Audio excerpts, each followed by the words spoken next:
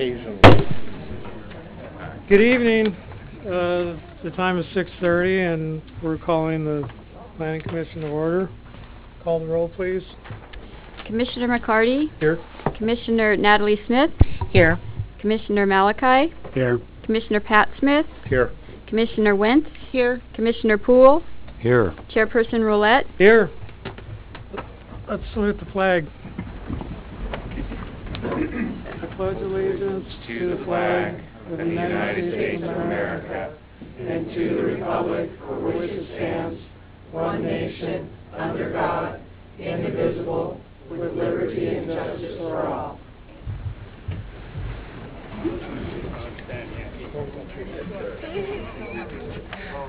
Are we ready? So let's take a minute and see what adjustments we need to do, if any, as far as seating. And there's also concern that we might be over capacity, so we don't want to do that either. Thank them all for attending.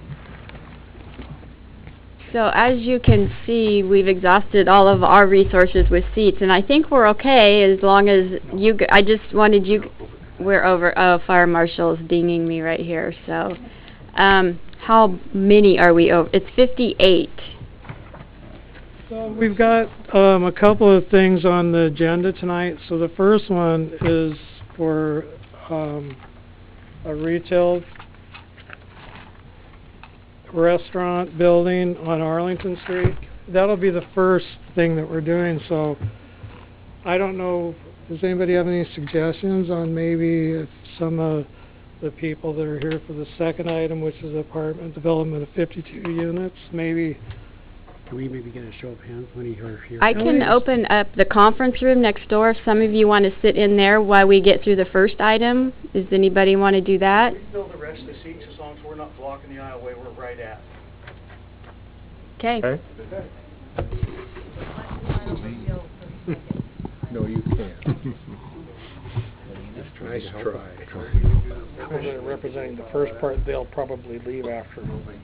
I'll give a few more. You're like, I'm definitely leaving. So You to what we're be going here, to so...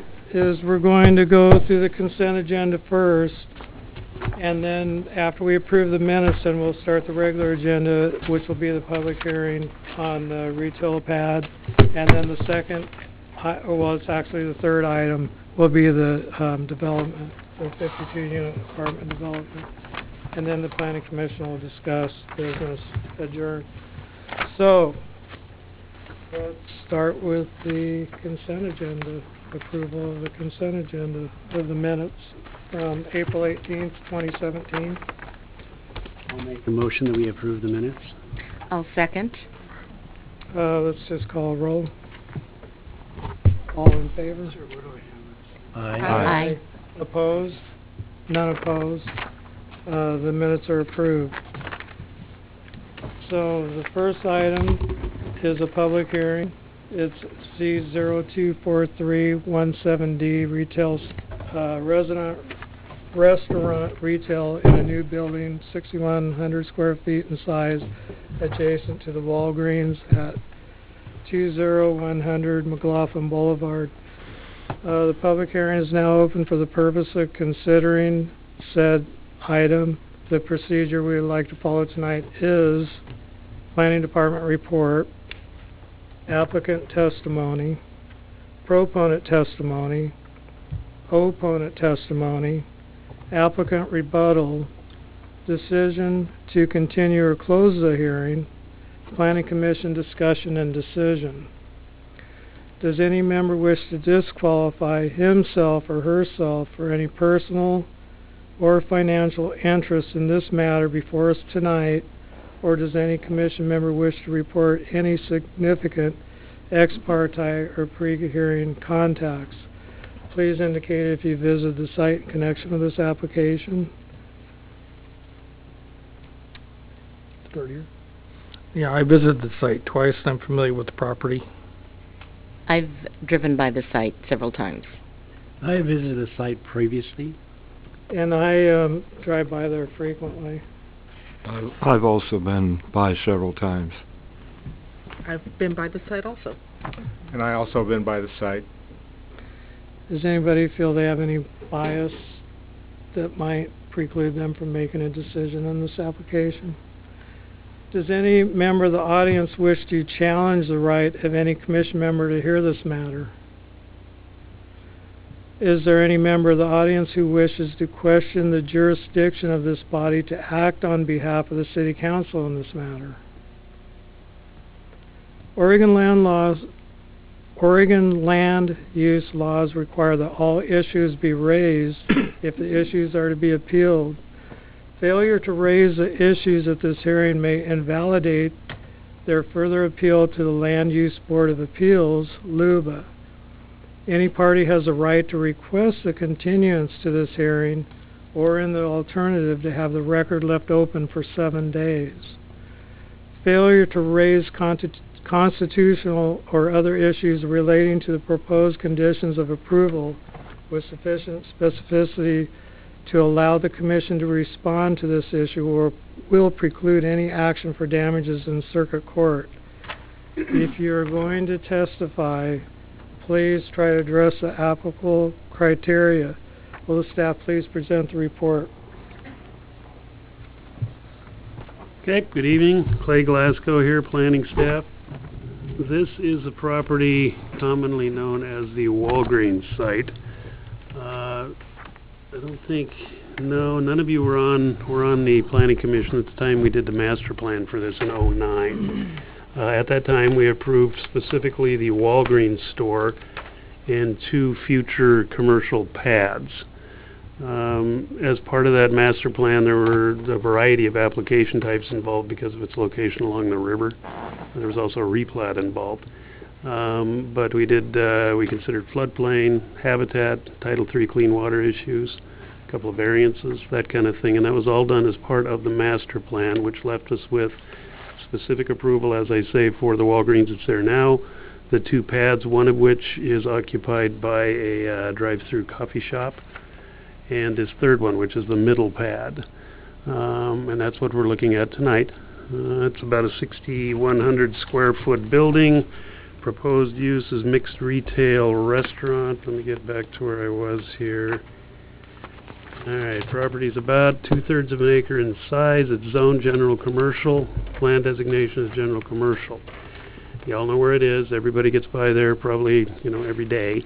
But it's in an area that is developed and further developing with commercial uses. You've got the 24-hour big building going up adjacent to the east, along with one building that's almost done along Arlington on that property, and another one coming down the pike. And then with this pad, that will be the ultimate build-out for that southeast corner of Arlington and McLaughlin.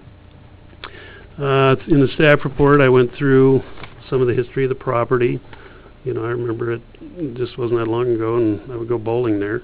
I went through the what I consider the applicable code criteria. It's the development standards, building, siting, and design standards, the zone standards themselves.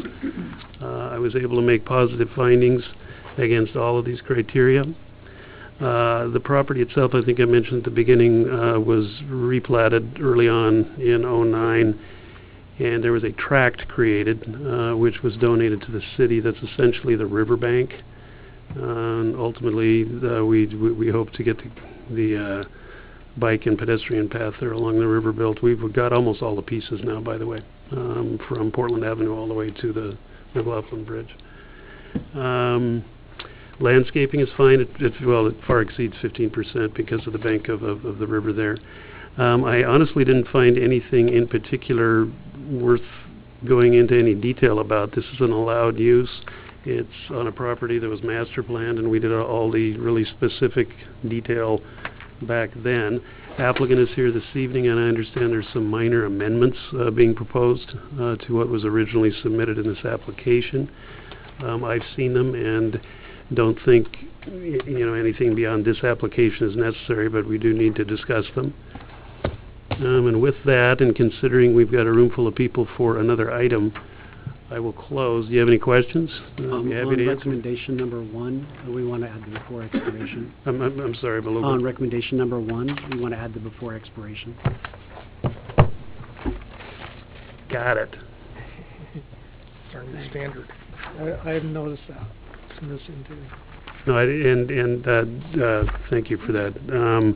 Until we change the code, we do need to call it out each time. And that is a proposed code amendment, and you won't have to do it, so thank you. Clay, I have a question.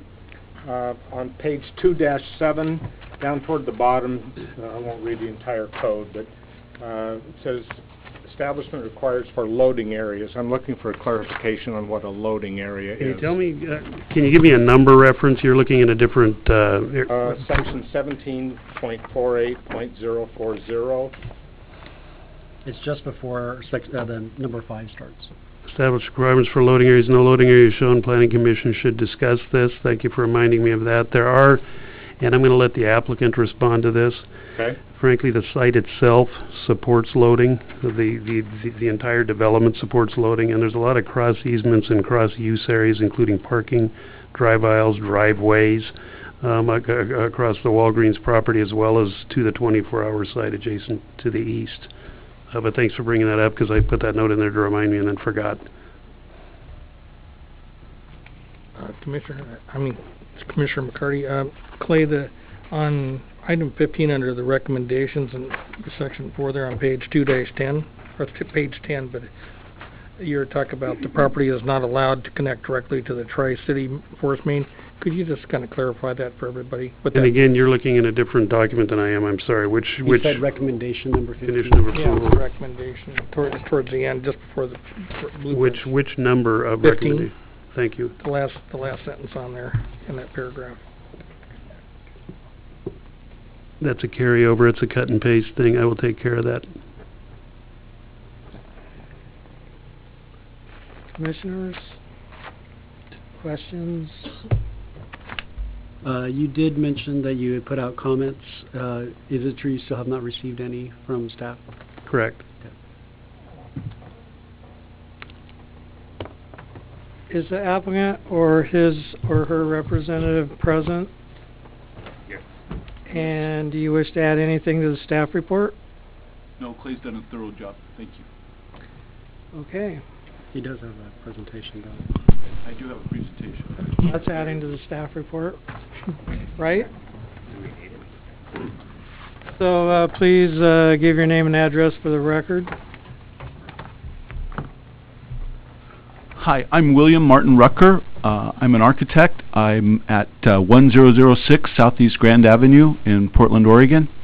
I've been the architect for most of the structures on this site, with the exception of the 24-hour fitness, and I believe this is my 5th time here before you guys, and I just want to thank you for your deliberation on this, and we're looking forward to finishing the center up in a very nice way. So, Julie, if we could just click through it. Here we've got the work area is in the blue, and you can see the Walgreens adjacent to it on the left side of the diagram, and that is the entire scope of our work, is the blue area. We can go to the next one, please. And what you're seeing right here is what was originally approved was a fast food type restaurant with a drive-through. Now let's go to the next one. And this is a blow-up of the drive-through and the fast food restaurant. Next one, please. And this is what we're proposing, is a building without a drive-through that's slightly bigger than like a fast food restaurant. And this would be a full-service sit-down restaurant. Most likely would be a breakfast restaurant. We're in negotiations with a breakfast-serving full-service restaurant. Then we would also have a retail space next door to it. We're in negotiations with a wireless carrier for that facility. Next one, please. Mr. Rucker, can I ask a question? Yes. Clay here. The main change, at least from a site plan standpoint, between this and your original, the first slide, which was from the original 09 master plan, is that the buildings have been rotated 90 degrees. Yes, sir. That is correct. Well, and also traffic pattern change. Right. Yes, and no drive-through. And so, if we could just flip between this one and the last one, or the one before, and the one before. What our modification? If we can just go back one more. Well, let's go to the next one. I'm sorry. Okay, so here we had the restaurant on the right side of the page, and the restaurant folks wanted to be closer to the parking on the north end of the building, and they asked if they could have their space flipped, which we were able to accommodate without really changing much. So if we can go to the next one, you can see we have the exact identical footprint. It just has the building has been flipped. We can go to the next one. This is the proposed landscaping, which is well in excess of the standard, and we have trees and shrubbery that matches and complements the existing landscaping that we have there now by the same exact landscape architect. We can go to the next one. This is what the building is going to look like in our hand sketches. It's a handsome building with brick and stone that are concrete masonry units that are split-faced and ground-faced that will match and coordinate precisely with the Walgreens and the other outbuildings on the site. So it has the same exact color board that we brought to you last time and the time before, so we use the same materials like a campus. We can go to the next one. These are just the ends. And one more. There's the color board that I just showed you. And the last one is just a 3D model of the building. You can see a little bit of the windows that are on the site. And we think it will finish and complement the rest of the buildings and will totally complete the campus atmosphere. So I wouldn't normally reference another application, but on your other application you did reference using this property as an entrance into the other one. Does anything in this application affect the ability for that to happen? Not in any way. Okay.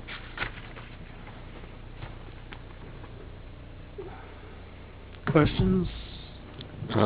I would just say that as far as what I'm seeing here, you've done a good job of putting in a building that's really going to give us something that's not only more attractive. I know you're not doing it to look good, but this is probably a better fit than another fast food restaurant might be for the community. And my concerns when I first looked at this were really about if there were a fast food restaurant there, the traffic there, because it's getting worse and worse and worse.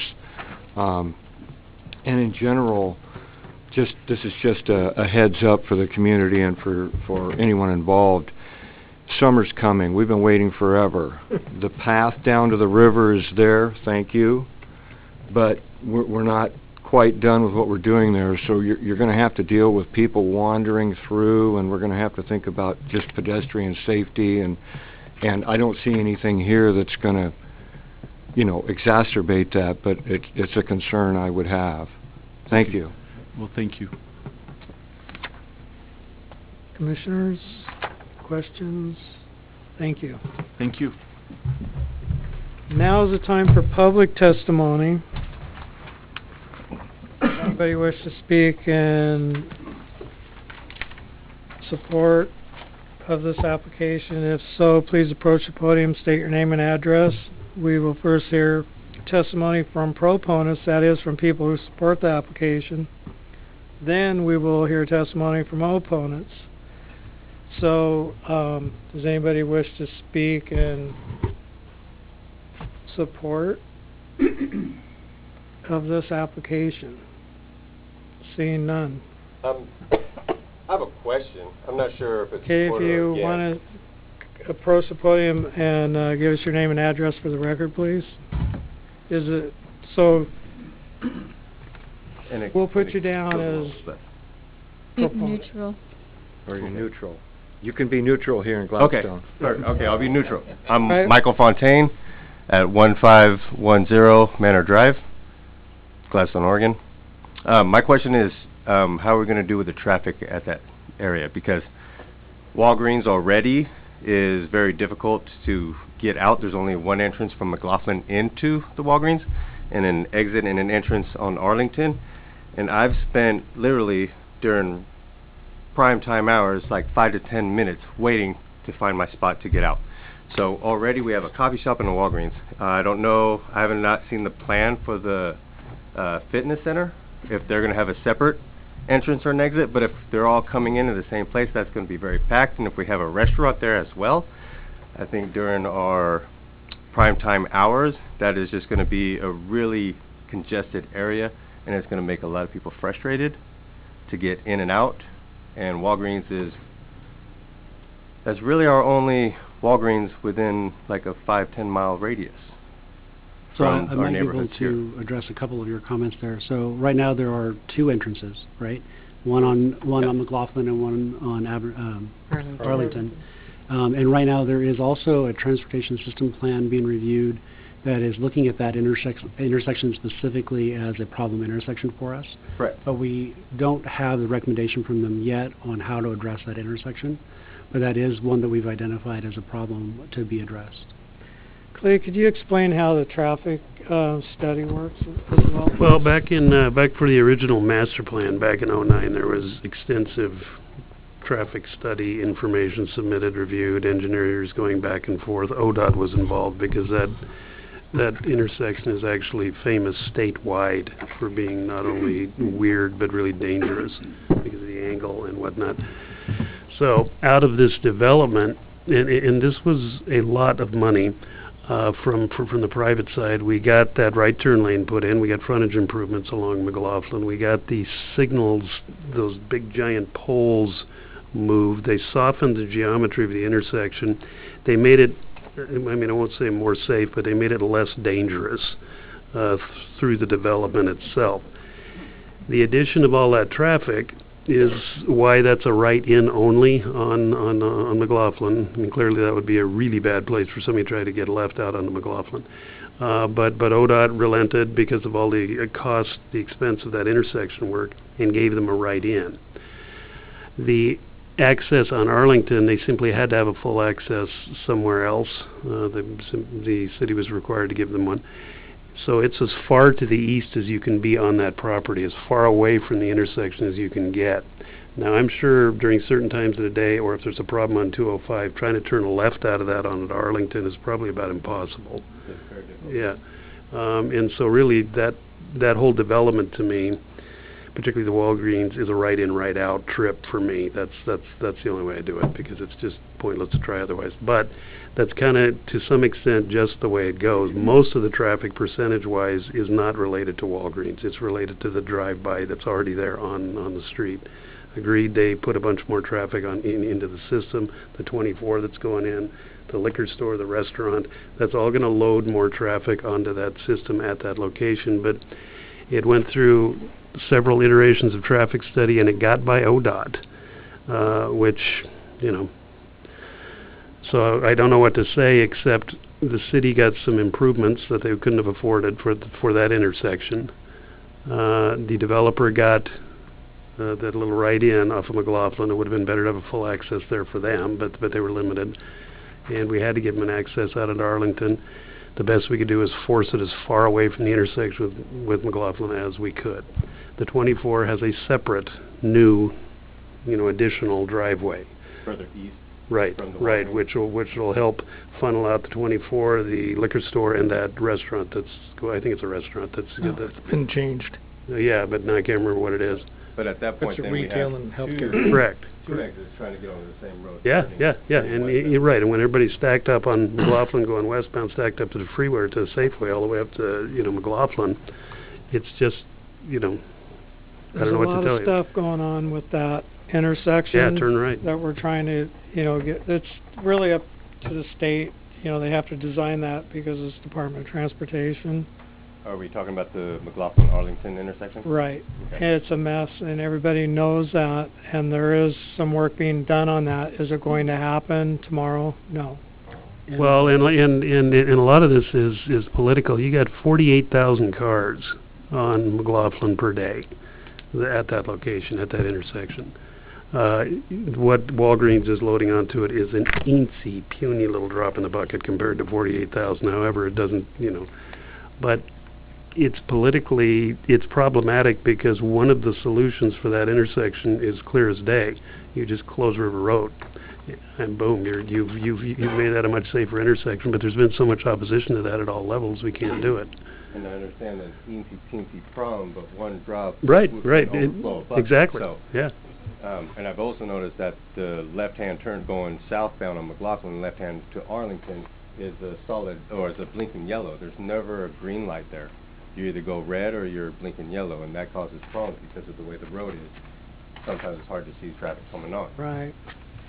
So I don't know how much of an issue that portion commits with the rest in there, but I would assume that it would play a little bit of part. I would also encourage you, if you have suggestions on how that intersection could be better managed, GladstoneTSP.com is currently reviewing that intersection, so you can go there and submit comments on there. Gladstone TSP. Great, thank you for that. Thank Thank you, sir. Thank you. Anybody else want to testify in support of the application or neutral testimony? Opponents, people opposed to this application, would you like to testify in opposition? Would you like to rebut any of the rebuttal on any of the testimony that was just given? Applicant? The only thing I would say is with the restaurant that we have, one of the...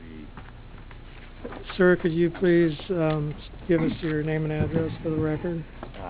I'm Tom Rocca, 1200 Northwest Marshall, Portland, Oregon.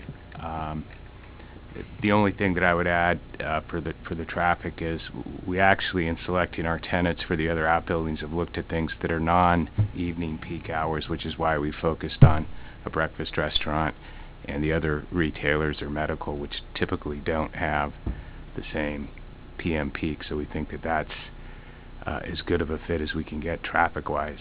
So it's kind of a weekend morning traffic push on that. Thank you. I'd like to comment on that.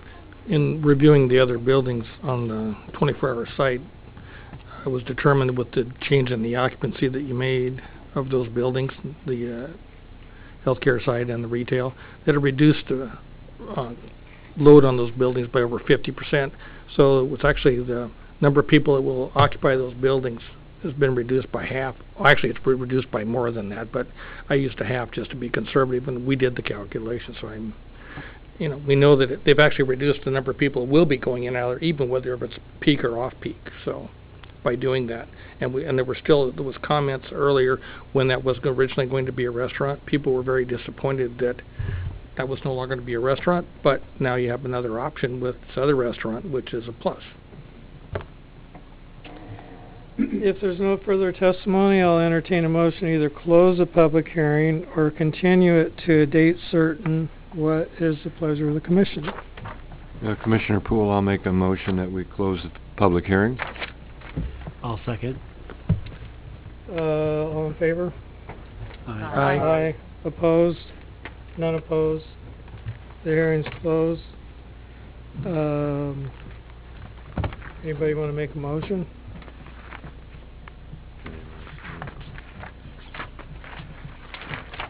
Approval. I will make a motion that we approve file Z0243-17-D with the modification that we gave Clay earlier. I second. Motion is seconded. Please call the roll. Commissioner Poole? Yes. Commissioner Wentz? Yes. Commissioner Pat Smith? Yes. Commissioner Malachi? Yes. Commissioner Natalie Smith? Yes. Commissioner McCarty? Yes. Chairperson Roulette? Yes. So the motion, we've approved this item Z0243-17D. Next item on the agenda is, thank you. You want to give them a minute to shuffle chairs? Yeah, if you guys want to shuffle chairs and the testimony, we're going to have to go to the card system. So if you haven't filled out one of the little cards yet, and we'll have a 3-minute time limit. So if you want to fill out a card, if you want to testify, thank you for your time. Now's the time. Let's just kind of make some adjustments where needed. And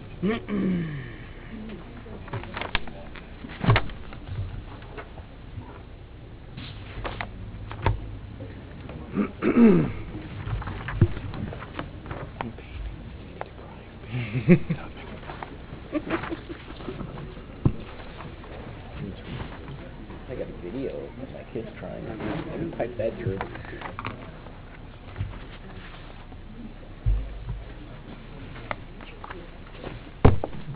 Okay, if we're ready.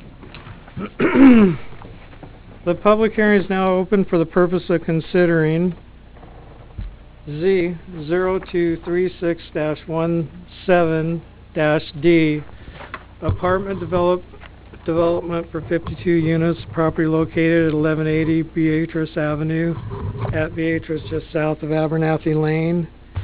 The procedure we'd like to follow tonight is Planning Department report, applicant testimony, proponent testimony, opponent testimony, applicant rebuttal, decision to continue or close the public hearing, Planning Commission discussion and decision.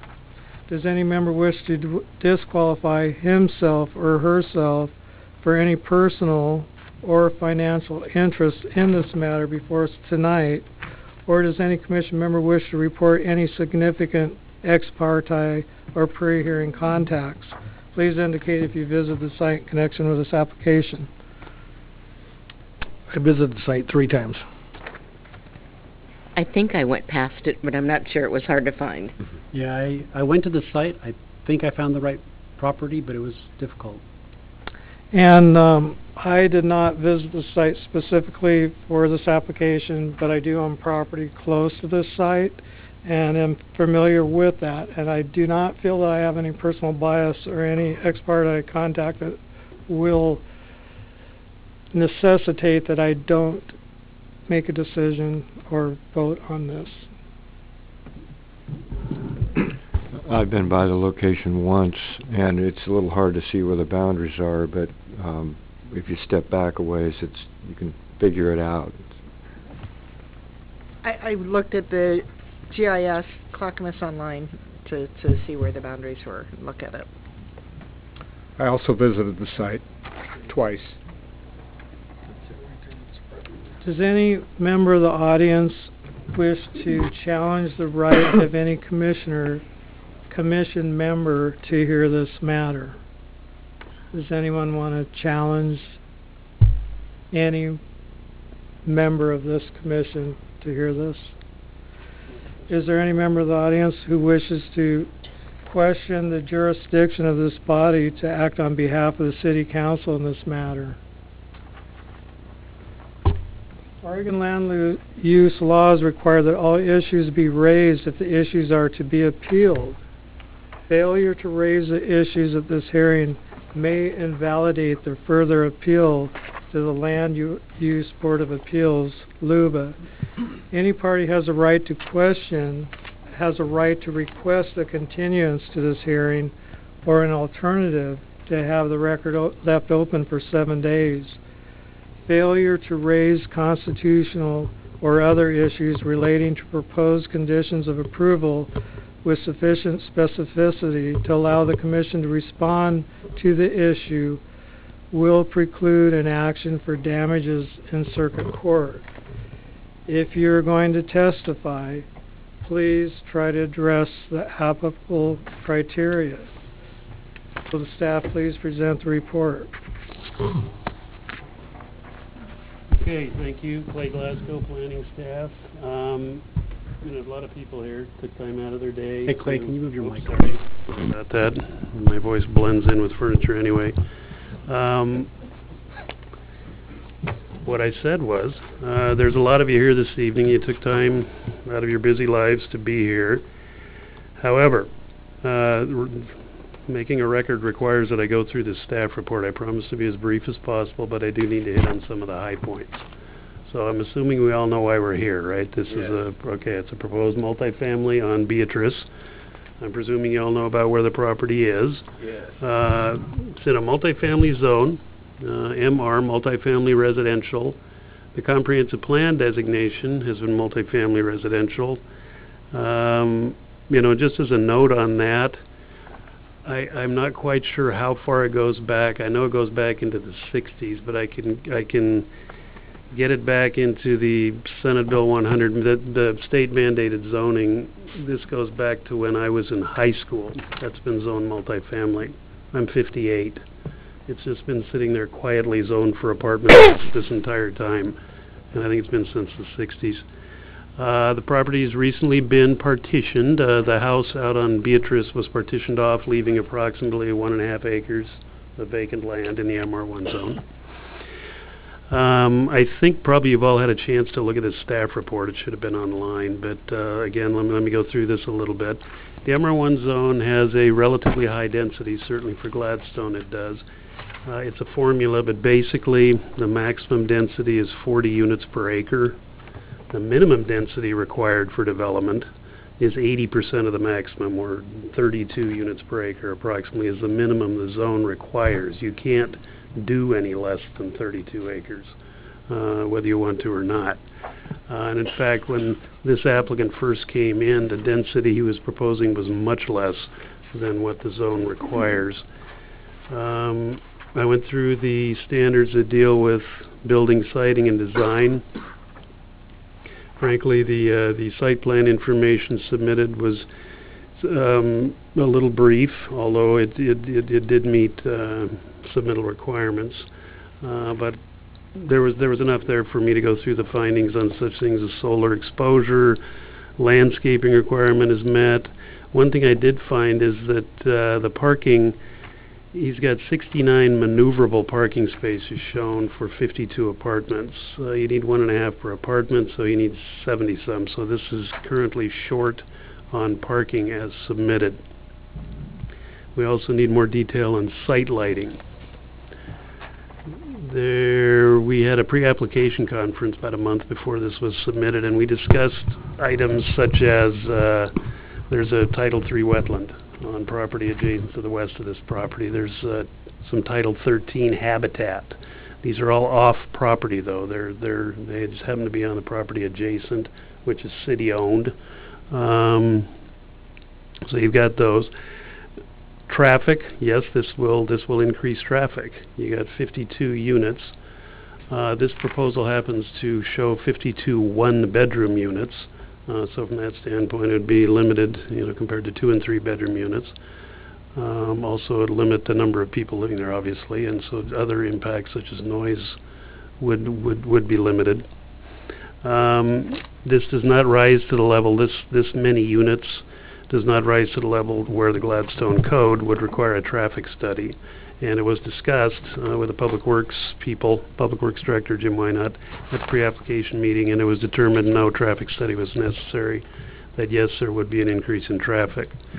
One of the earlier iterations of the proposal was to take traffic directly out onto Beatrice, kind of alongside the house that used to be part of this property. However, that would have included another 1/3 of an acre of land in the property development, which would have required another at least 10 apartment units be constructed, because the zone has a minimum density requirement. So that, frankly, is part of what's driving the access out onto Abernethy Lane. Hang on a minute. Let me get through what I need to get through, just so it's all very official. Yeah, so I guess in conclusion, and in response to some of the letters that I've been receiving, I don't know if the city's received all of them, but I've got them all in the file, emails, letters. Concerns seem to be centered around traffic, the wetlands adjacent to the east, and just general disturbance related to this much development all in one place. And I don't know what to say. It's just been sitting there quietly waiting for apartments, like I say, for at least 40 years. This could have happened at any point. It is zoned multifamily. It has a minimum density. You can't propose less than the minimum. The city does not think a traffic study is required, and frankly I wouldn't either, even though it is 52 new units.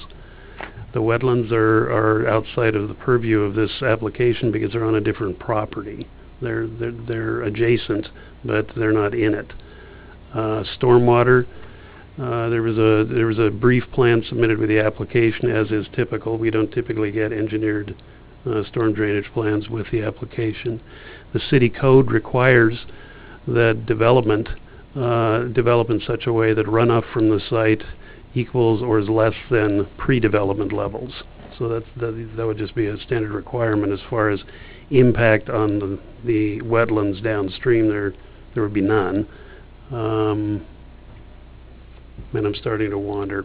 So do you have any questions? So I have a couple of things. So first of all, recommendation number 1 before expiration. Thank you.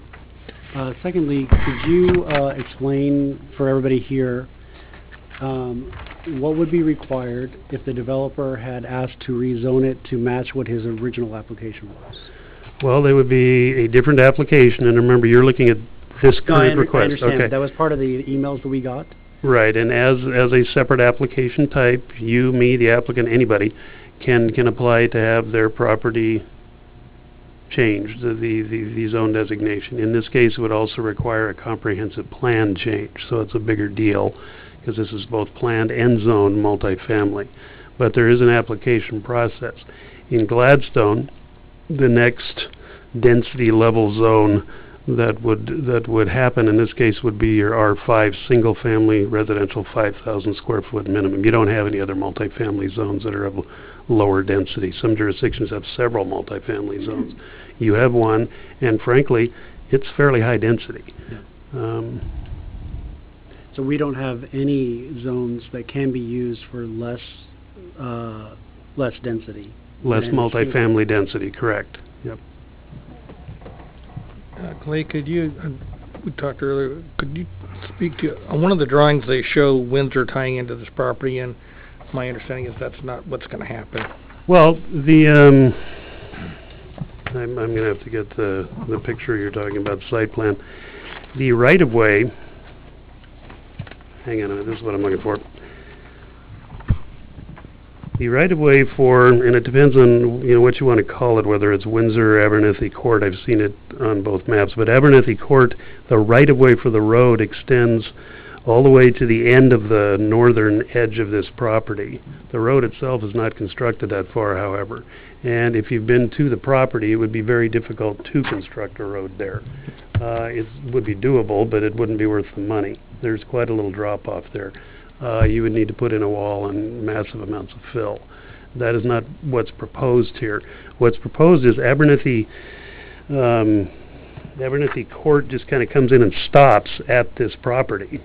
It serves, I think, 3 houses in there, and then just stops at the northern boundary of this property. That's the proposed access, is directly in off of that. They're not looking to extend the road across the north. That'd be cost prohibitive. Clay? I understand that the person who wishes to develop this at one time had a different plan that didn't fit. Is that correct? Did they want to do something other than what he's talking about now? Well, we've looked at several proposals. Didn't fit. Correct. Has he indicated because of that any interest in trying to rezone the property? Well, I would have to defer to the applicant on that. And he'll be speaking in a little bit. Just casual observation, and in looking at that property, if that was zoned 48 years ago, the world's changed a bit since then. It struck me as kind of an urban forest almost. I don't know. I can understand why he wants to do something with it. It just doesn't seem that something developed 48 years ago may necessarily be the best option today. Okay, we're looking at the application based on what the application is today. And right now we're looking at apartment development, 52 units in a zone that's bare. So thank you. I think your comments, everybody in this room, including myself, have empathy for this property, but we have to look at this application the way it's put to us. Okay.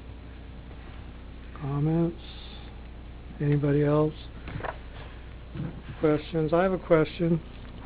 On the requirement for apartment buildings is hipped roofs or gable roofs. I didn't see that on this. Did I miss that on that?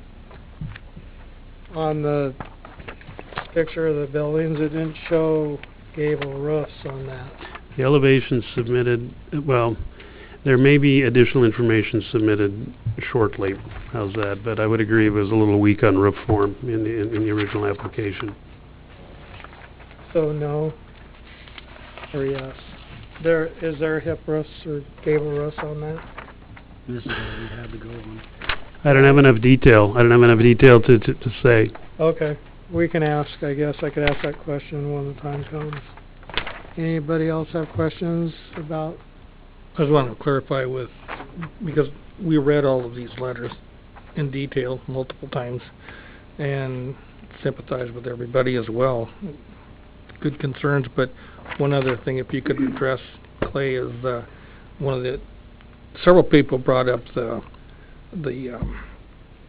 open pond versus underground tank on the water retention pond, and I had concerns about that.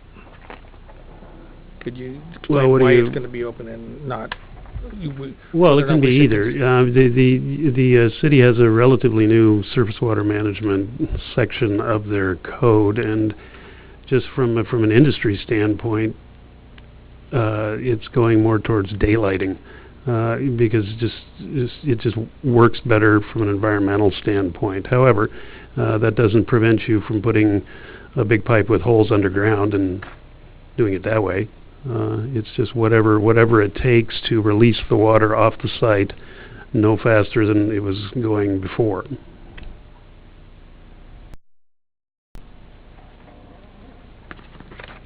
Anything else, commissioners? Is it correct you still have not received any staff input on this? Correct. But I would add to that, we did have a fairly extensive pre-application meeting with these people.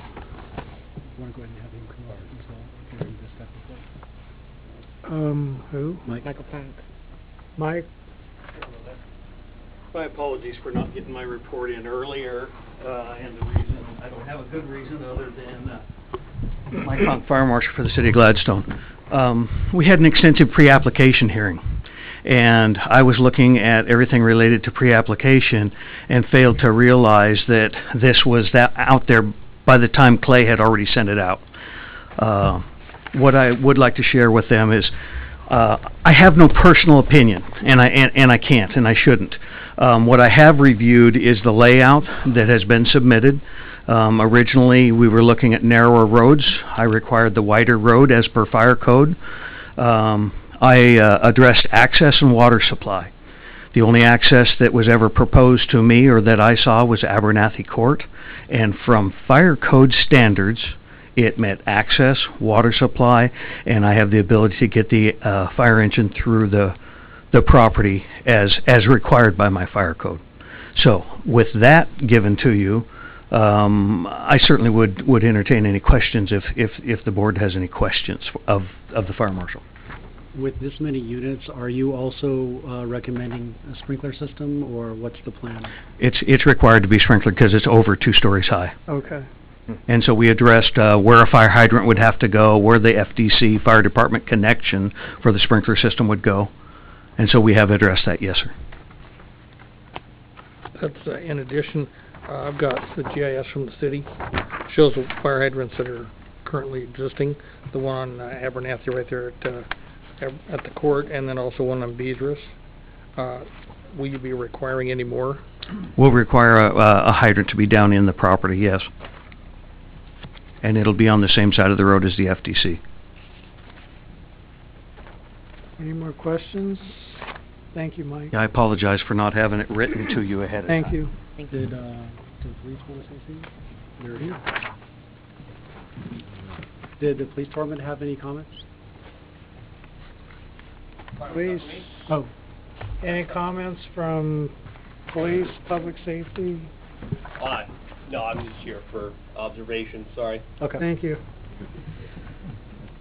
Okay, is the applicant or his or her representative present? Would you like to add to the staff report? Please give us your name and address for the record. Yes, my name is Casey Cutting, P.O. Box 2913, Wilsonville, Oregon. Okay. I'd like to give some information to the commission, if that's okay. Yes. We need, how many copies do we need, Jackie? None.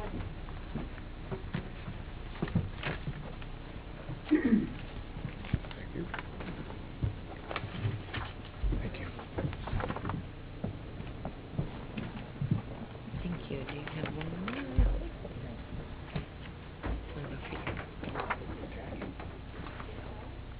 So, hope he has one for you.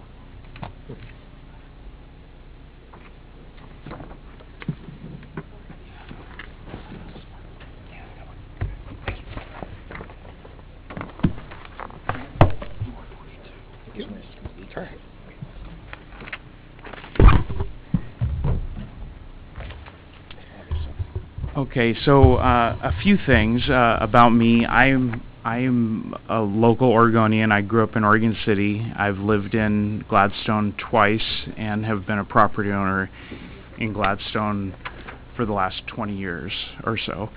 And I originally purchased this property 3 years ago, and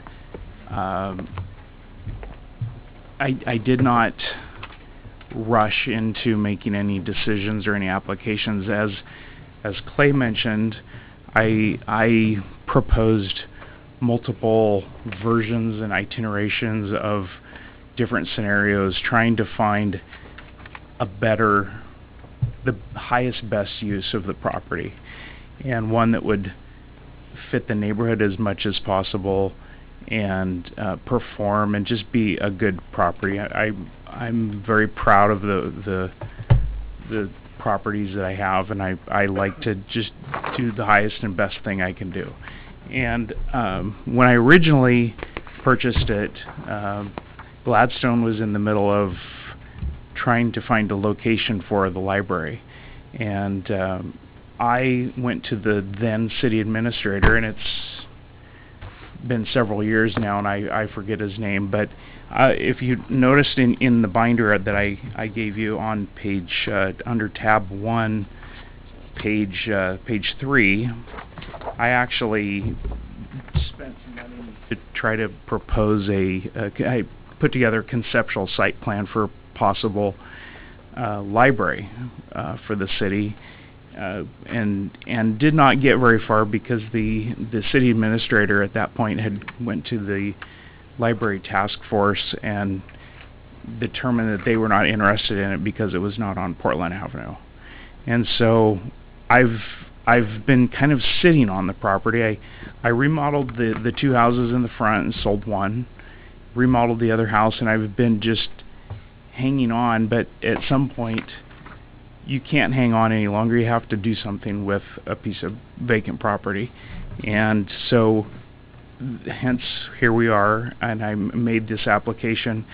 And excuse me, to answer a couple of the questions that were raised, when I proposed the initial site plan, I misunderstood a little bit of the parking code and thought that the garages would count as parking spaces. So my plot plan has been modified to correct the parking issue, and that's in the binder.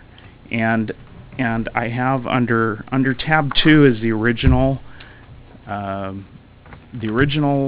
building elevations, and it's a 3-story building.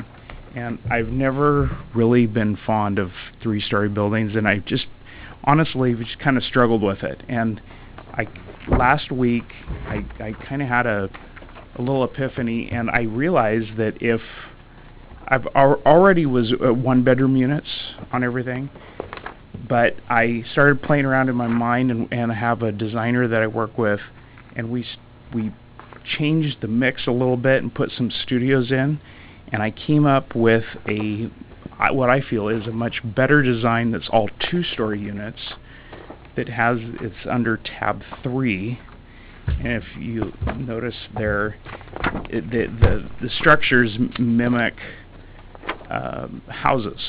They have one entrance door on the front of the building, and each building is 4 units and 3 of the units will be accessed from the side of the structure.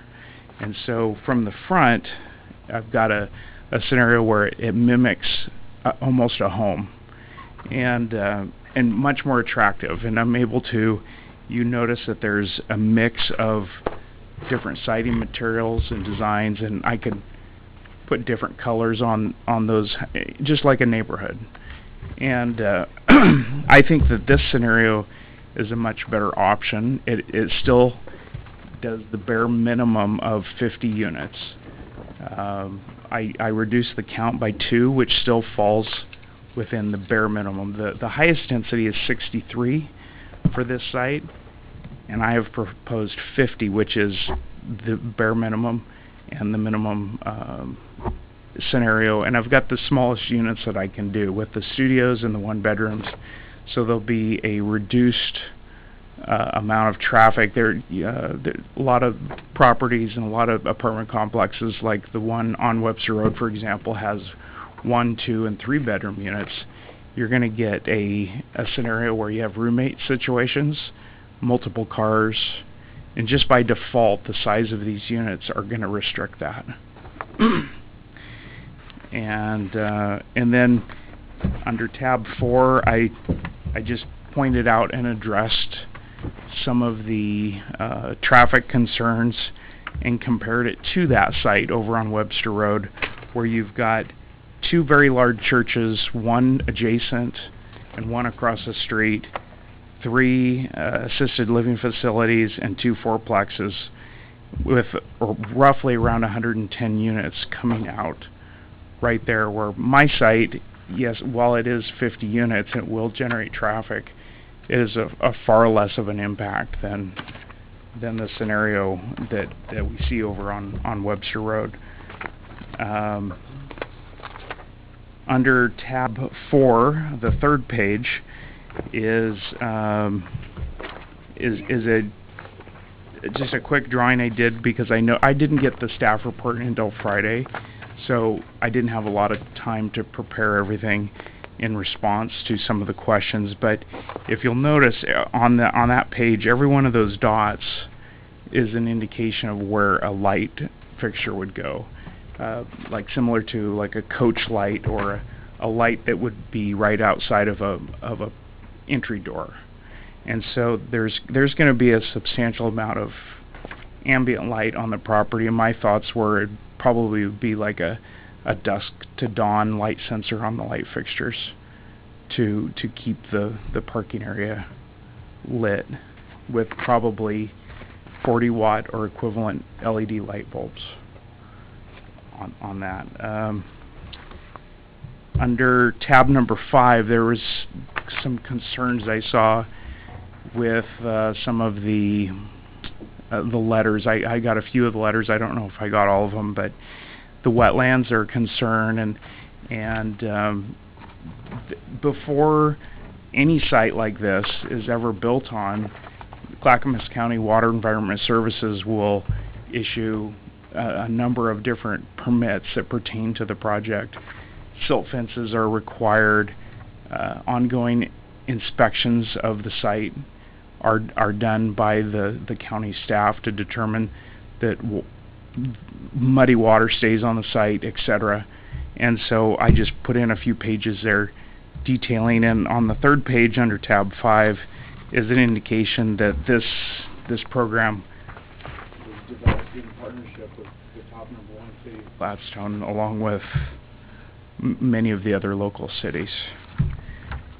Another question on the staff report I saw was, and it was raised by one of the commissioners, was the issue of the open storm sewer retention pond, and to call it a pond, I think, so there's a couple things that happen. And as Clay mentioned, it's premature to have any type of a engineered drawing done before you get through the initial application processes. And so the engineer will determine the amount of runoff that is on the site, and then we'll have to do calculations, and there may be a mix of underground tanks and then something similar to the picture you see under tab number 6. And what it does, and it's a new code, relatively new, adopted in the last few years, where you have an area where you have grasses and other shrubs and things that will supposedly, from what I understand, filter the water before it gets released into the storm sewer system. And so you'll notice on this picture that the property in there is sloped, so the water is always moving, and it's very rare that it's full, because you'll notice that there's 2 storm drains. That's the exit points for the water. So the lower one, for example, is probably set up for like a 20-year storm event. The higher one is for like a 50 or 100-year storm event. And so it will drain out. It may fill up for a short period of time, but then it meters out, it drains out as the rain stops. But I anticipate the potential for some additional underground storage for the bulk of the water on this site. Under tab number 7, there was a question about how would the garbage area be shielded or screened, and this is just an example of another complex that I found, probably a masonry wall with a gate to screen the view of any garbage or garbage containers. And then the final tab is just a few pictures of some homes that I've constructed, just to give you an idea of different projects I've done. And again, my goal is to do the highest and best project that I can do, as attractive as I can do. My intent is to build these and to have them be, I'm very proud of my the few rental units I have, and this is going to be a sizable project for me, and I want to take pride in it and do it right and have it look good. Good. So I have probably a stupid question, but in comparing the picture on tab 3 to the picture on tab 8. On tab 8. Yeah, so the bottom right picture, where the coloration is, paint is much different between one unit and the next. It does make it look a lot more like individual houses as compared to the picture on page 3. Right. And what is the plan? What are you planning on doing for the ones on the property? On the property, yeah. Excuse me. My intent would be to hire a designer who probably, what I've done in the past is go to Sherwin-Williams, and they have a designer who's gone to design school, and they're familiar with all the colors and all the the new up-to-date colors that are popular in the new home subdivisions. And we'd stand there, and she would pick separate colors for every building, so that they don't have the cookie cutter feel. They have an individual feel, and also the siding will have different effects. One building may have a little gable porch eyebrow over the door with one type of siding. The building next to it might have shingles on the front, and then the building next to that might have a board and bat look, where it's vertical on the front in sections, and it gives it an individuality. You're not getting into the I'm cutting it down to 2-story, getting rid of the 3-story, cutting it down to 2-story, and giving the buildings a better look, more like a home. Questions?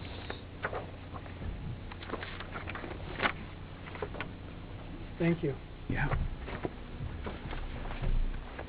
Okay. Now is the time for public testimony. I want to remind everybody that all of us, we commissioners, are all residents of Gladstone, just like you, and we volunteered. We don't get paid for this, And our interests are just like yours, to make Gladstone a great place to continue to be the best place to live. Otherwise, why would we be here? Now's the time for public testimony. Please approach the podium and state your name and address. We'll first hear from proponents, people that support the application, then opponents. We have a little system set up that each person fill out a card before you speak, and we'll give you 3 minutes because we're a big group tonight. This is like one of the biggest ones ever, and I'm new on this term, but I spent 10 years previously on the Planning Commission, and this is one of the biggest groups I've seen, for sure, for a long time. David, what do you think? I agree. David's been here quite a while, continuously. David's our city attorney. So to start off, we're going to take testimony from proponents, those that support the application. Is there anyone here that would like to testify? So, Jackie has. Chairperson Roulette, I have several speaker cards, and some I was able to talk to you beforehand about putting an O or a P on your card so I would know. But I have 5 here that I didn't get to. So far, I have no Ps. But if one of you filled these out and you are a proponent, could you please come up? So no proponents, no one wants to speak in support? Seeing none. Jackie, you want to kind of Sure. start Let's this off? get started then. Susan Liston.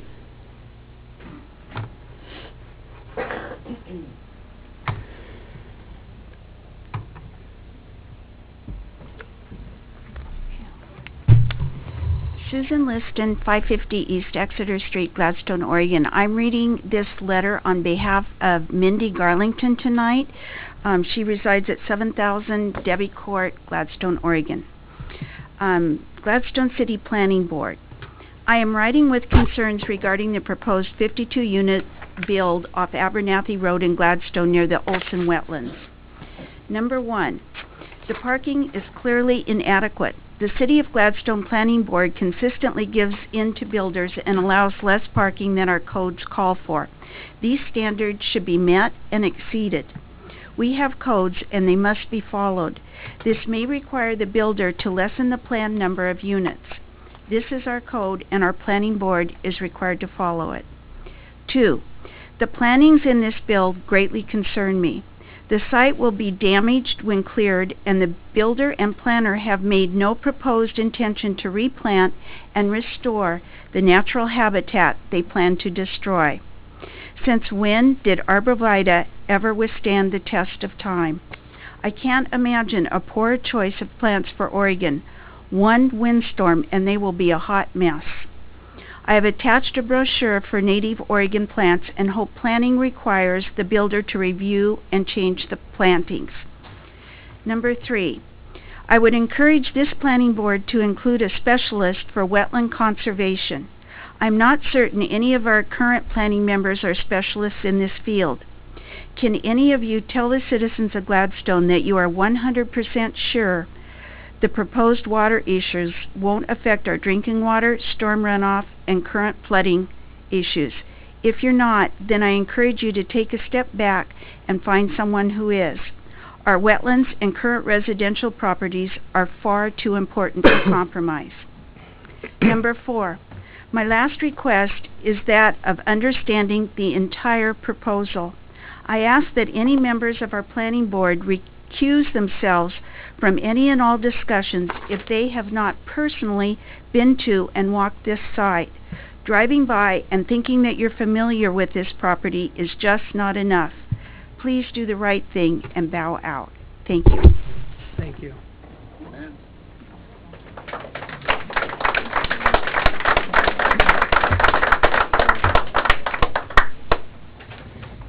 Okay, thank you. Next person is Brian Early, and Chairperson Roulette. Brian has asked for a reprieve of the 3 minutes. I believe he is here speaking on the behalf of several people in the audience, and I told him that he could address it this evening with you. Just so you know, I have signatures of 68 members of our community that I'm speaking on behalf of. And so part of what we're trying to do is possibly reduce redundancy. And so if I could speak on their behalf, that their reiterations would not be necessary.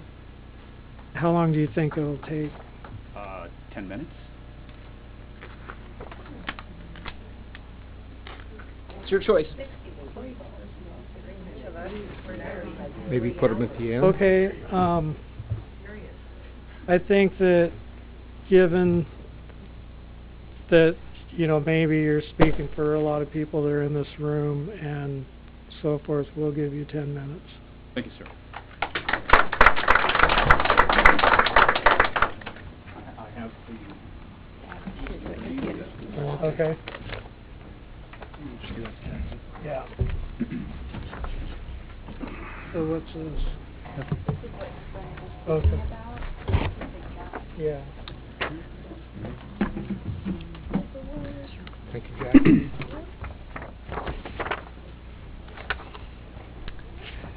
Thank you. My name is Brian Early. I live here in Gladstone. I've been living here for 16 years. My family lives at 5490 Abernathy Court.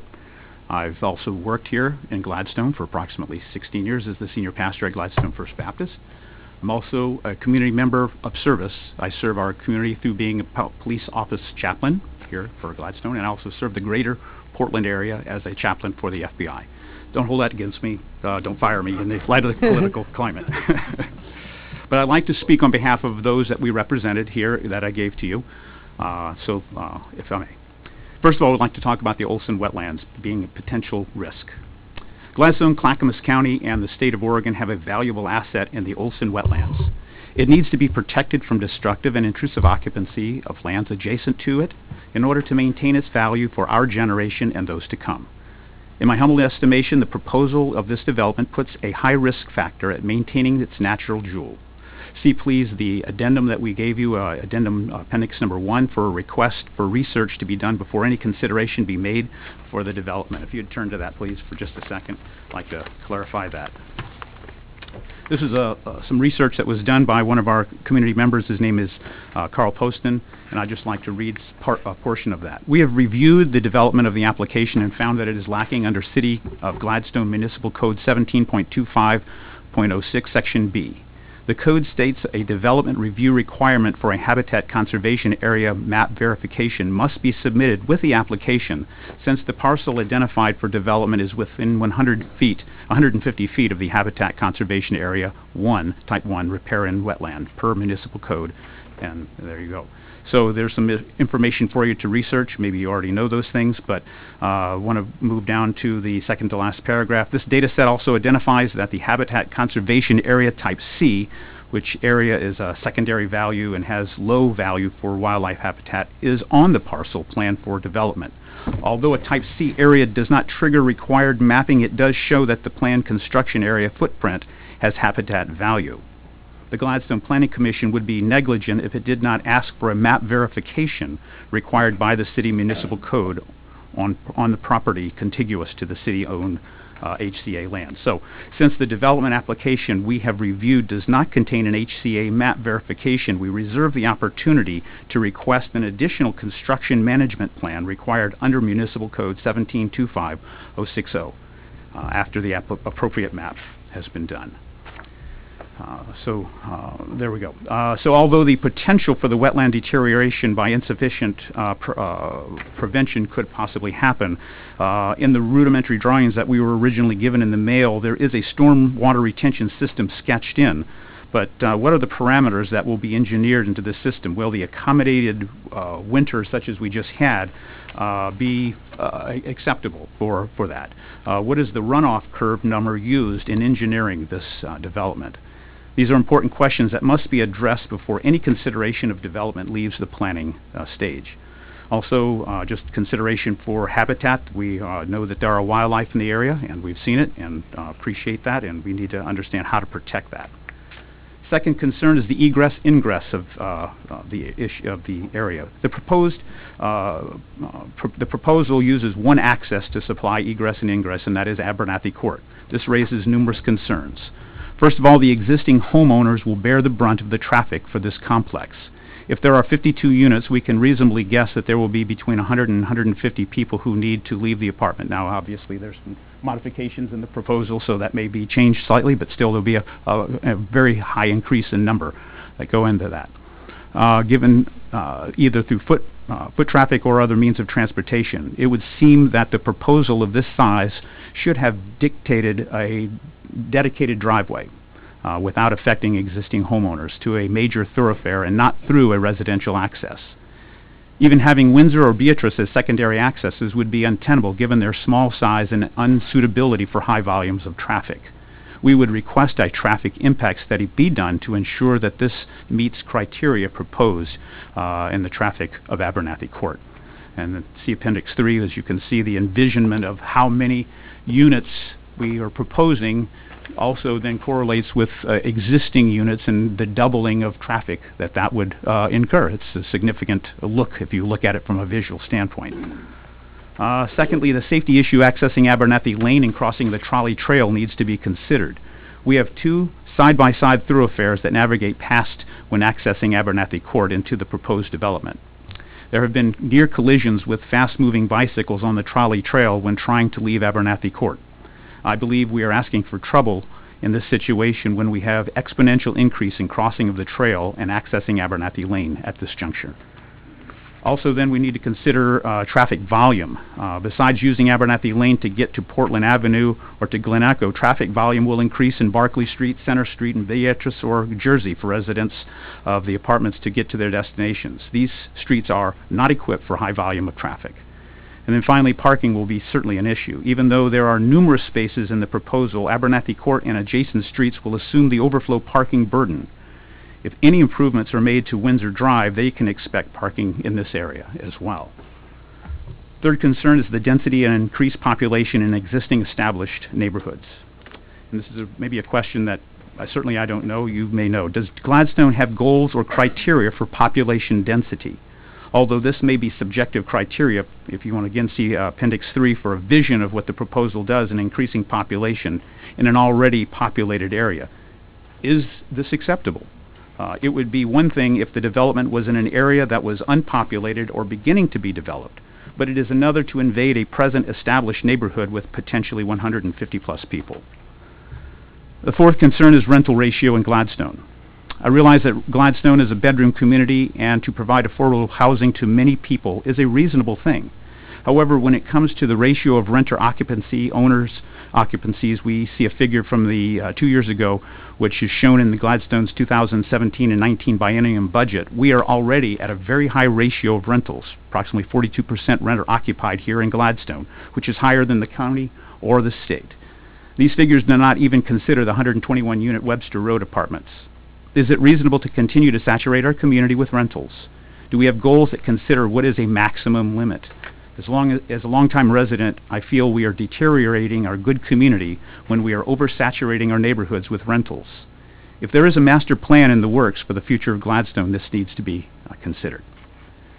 Fifthly, is this round two of allowing a very embarrassing situation. The present proposal calls for a 3-story apartment development, and I apologize we didn't get the information about 2 stories, so some of this may be variance, but it still is worth considering.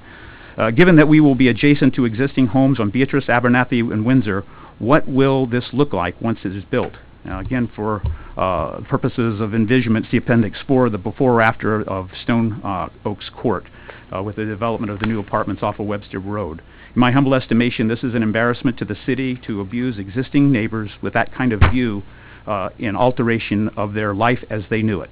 How could this be allowed? Will we be vulnerable to the same kind of treatment? We would please request a 3D rendering of the apartment plans to be submitted to the Planning Commission and made available to the public so the Commission could give adequate reflection on what the outcome of the apartments will cast on the existing residents.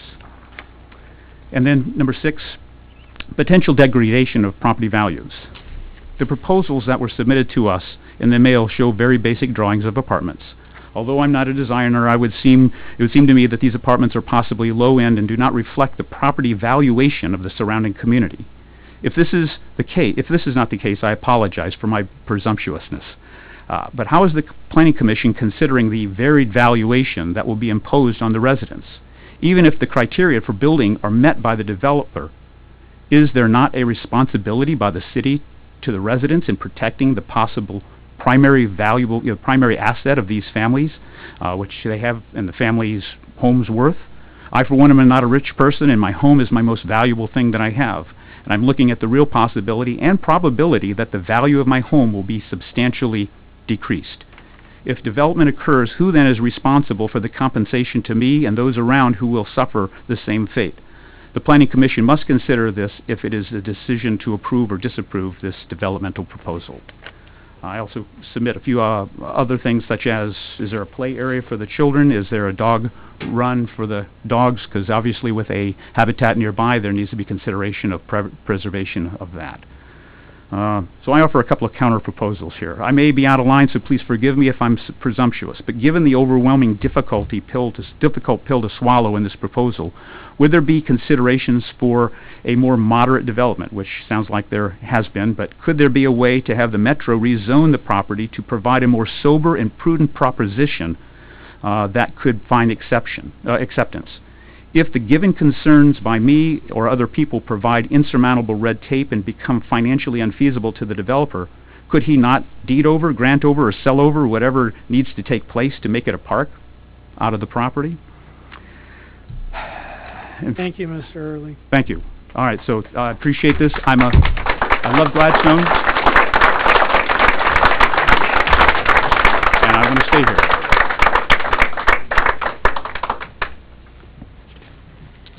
Oh my gosh, Dick Martin, you have to follow that. That's pretty scary right there. You can hold his own.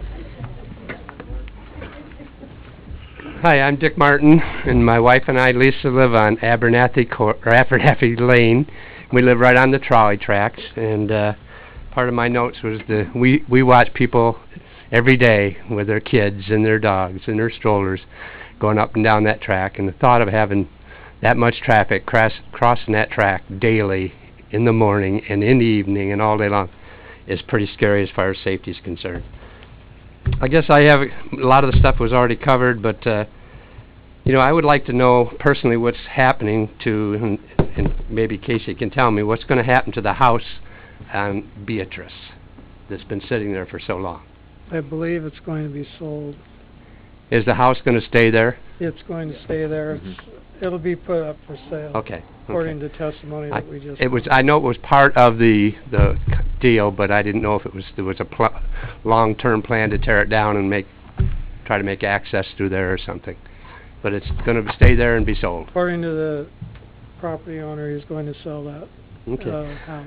Okay, so I guess the only other one of the concerns I have is that I understand now what he's proposing, that they're all going to be one-bedroom or studio apartments. Single, one-bedroom apartment. Now, I've watched this happen so often that who controls how many people live in that one-bedroom apartment?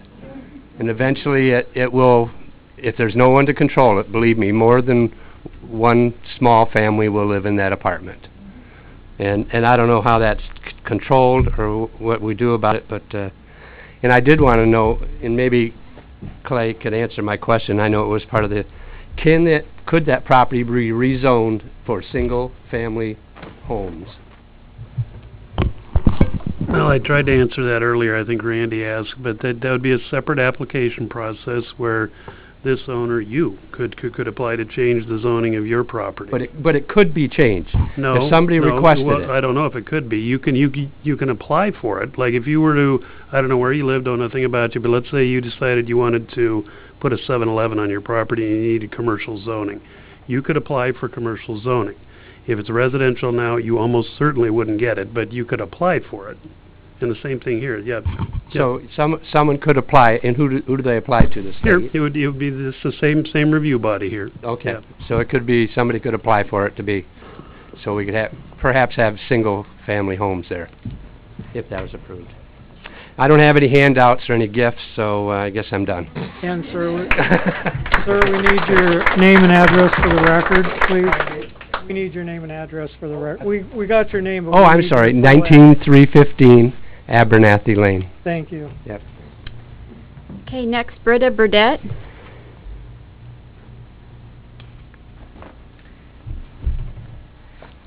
Hello, my name is Britta Burdette. I live at 1210 Beatrice Avenue. I bought my house from Casey. And so I was not surprised at all that this was getting developed. I knew it was going to get developed, but I was surprised that it was going to be such high density because I had been told by a lot of people that I thought were in the know that Casey didn't want to do such high density. So that did surprise me. And I guess I wrote a really long letter. I love to write long letters, so I couldn't help myself. But I don't really like public speaking, so I hope I don't choke. But I did ask in my letter about rezoning, and I know that Clay just addressed that the property owner would have to be the one to make that application for rezoning it. So I would like to emphasize that, you know, I think that because Casey didn't really want to do such a high-density complex in the first place, and the neighbors don't want it, I kind of just want to put an exclamation point on that, that if there's a way to do it, and I think that one way that you might be able to do it is that everybody keeps talking about the Olson wetlands, but they're not really talking about why they're important, which is that Renierson Creek cuts right through it, and Renierson Creek right now is undergoing a restoration project, which part of the reason they're doing that is to try to get the salmon to come back, because there's been the endangered salmon down there have had a tough time of it. And so in my letter I pointed this out, that Metro does make an exception for rezoning without having to put that density standard on another piece of property, comparable piece of property, which is what Clay told me when I talked to him, that if you're going to rezone a high density piece of property, you're supposed to find another comparable piece of property to put those kind of density standards on. But according to what I read in Metro's planning guide, you can do it if the reason is because you're trying to mitigate flooding or erosion concerns, or if it's to preserve nature in neighborhoods or something like that. So I thought that might be something that would be worth looking into. And because of the Renierson Creek watershed, specifically because since Renierson Creek was the recipient of Superfund dollars, which as I understand it, they did that in part because they were concerned about penalties from the EPA, Endangered Species Act people, et cetera, et cetera. And so I thought, I mean, if they're working to preserve that habitat right now, and because one of the biggest byproducts of construction, particularly tree removal, is that it produces a lot of sediment and silt, which is exactly one of the things that threatens salmon habitat. And because the creek cuts right through the wetland, I think that's something that you might want to consider what the impact is going to be. So I finished early. Very good. Thank you. Thank you.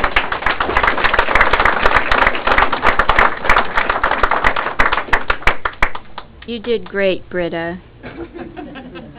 Jacob Weiss.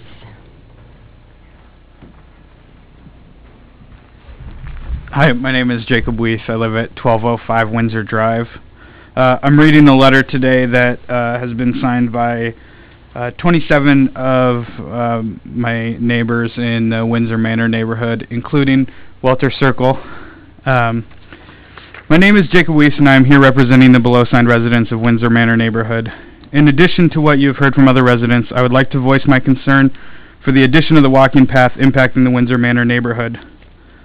The walking path, which was absent from the initial notice to residents, connects the proposed apartments to the quiet dead-end neighborhood that homes many families with young children, pets, and long-term residents.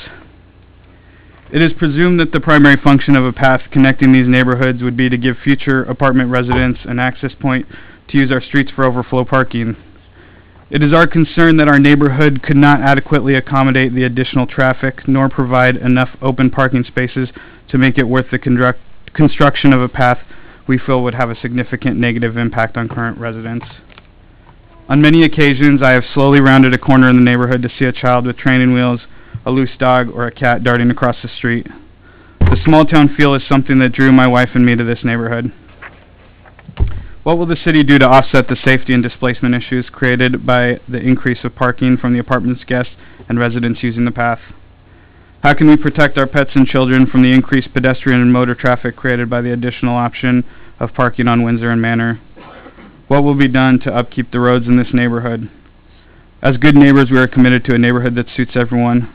Please consider the families of Windsor Manor as you make difficult decisions regarding the development application file Z023617D. Thank you. Thank you.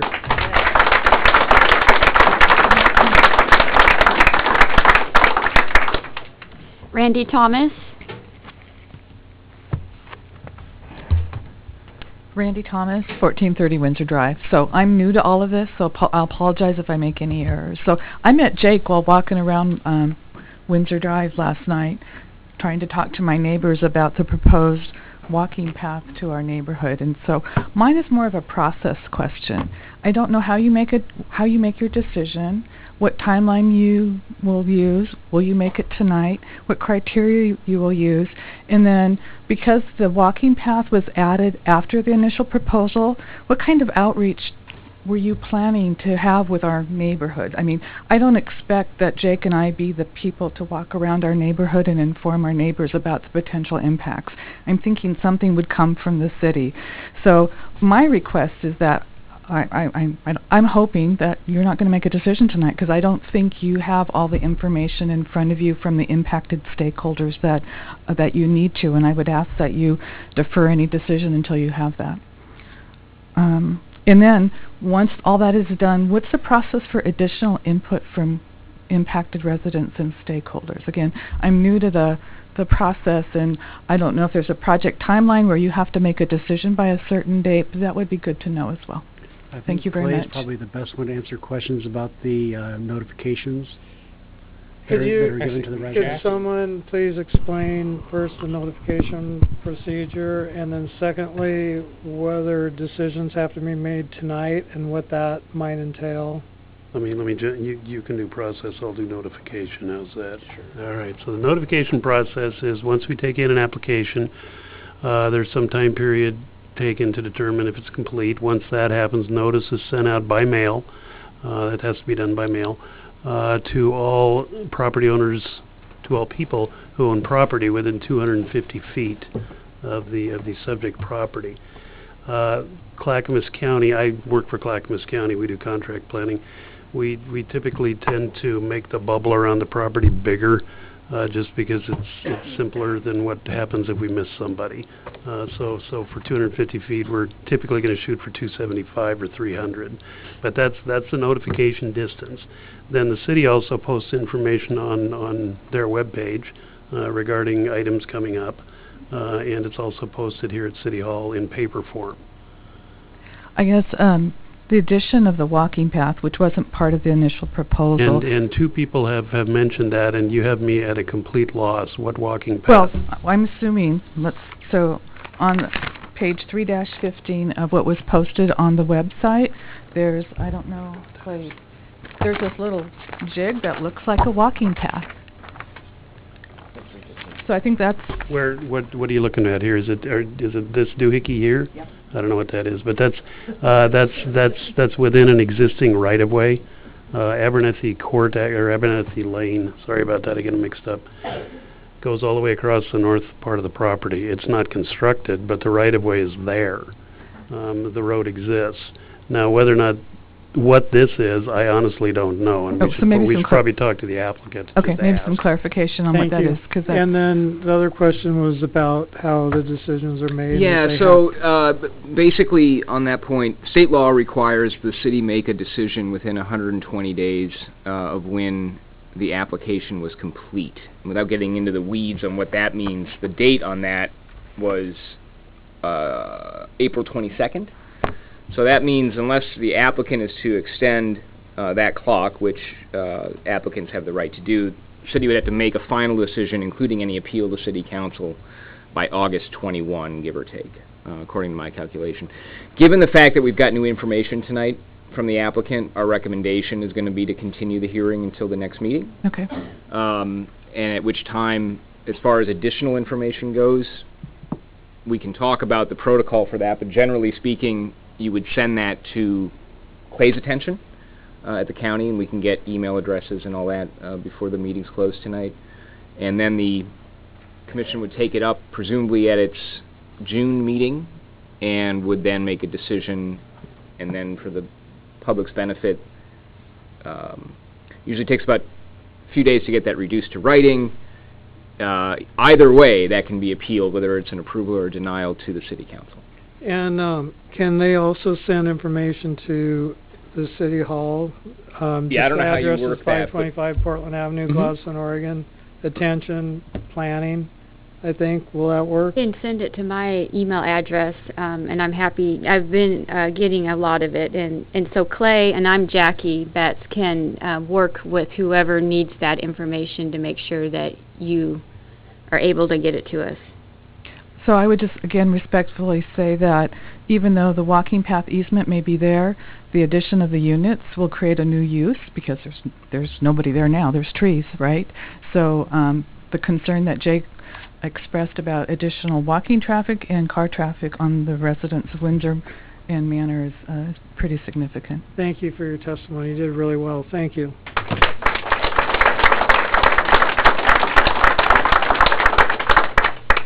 Bill Osborne.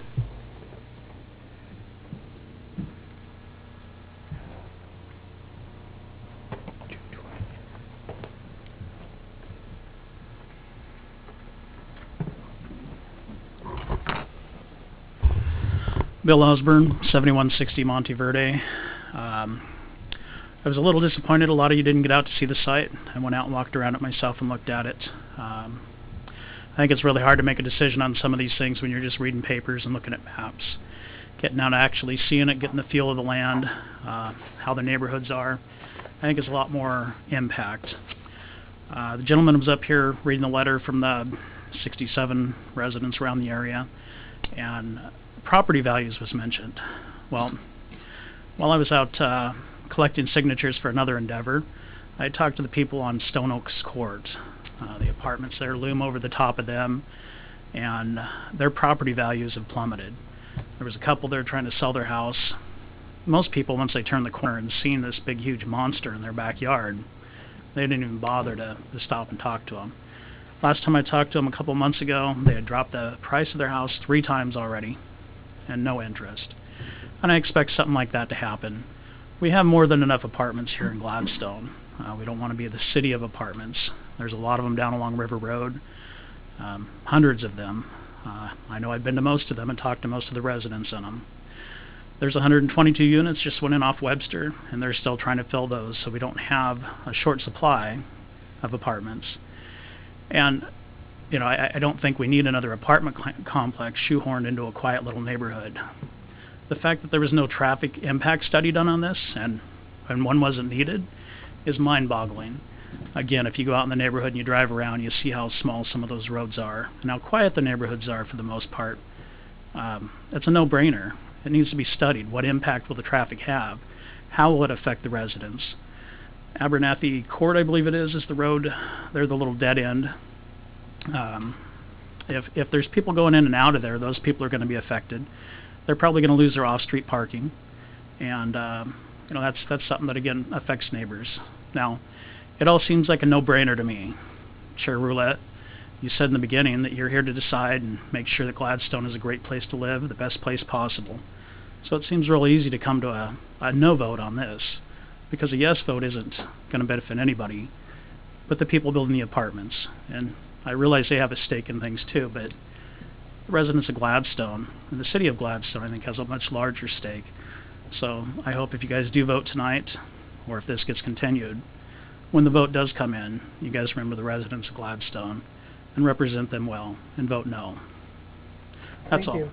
Thank you.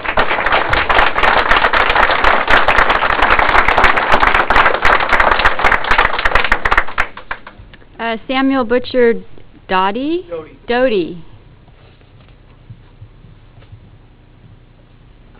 Hi, Samuel Butcher Doty, 265 West Kenmore Street, Gladstone, Oregon. I just want to say, first off, I agree with everything Brian Early said in his letter, and I signed that.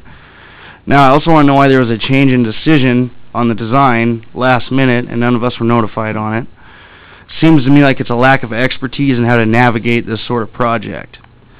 Now, it's not relevant to the current application, so shouldn't this application be dropped? On top of that, do you guys have any plans to increase government municipal services such as police, fire, with the add to this population density? I don't run the police and fire, so I can't answer. Well, so that's not even been considered, though, it sounds like. Impact studies based on numbers, and if there was something that would stand out that we need to hire more firefighters or get another fire truck or something, that the fire department would comment on that, and the police department would do that as well. Okay. I guess I want to close this out with saying that I don't want it delayed. You guys shouldn't have to delay it. Just shut it down tonight. How about that? Can we do that?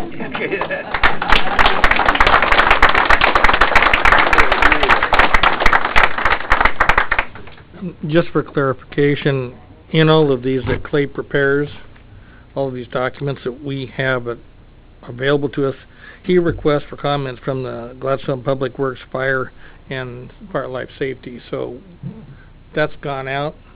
As my understanding is we haven't seen any of those come back yet. Is that correct? Yeah, there's been So no there was comments nothing from to the police. review yet, so. Right. No, we didn't get all of it. That's the point. We There's don't have a lot of new stuff here, a lot. And as was mentioned earlier, the recommendation is going to be to continue the hearing to another date so that all this stuff can be looked at again. The recommendation from our legal counsel. A recommendation from our counsel. And I think, Clay, are you we haven't come to that point yet. Let's continue with the public hearing. Michael Fontaine.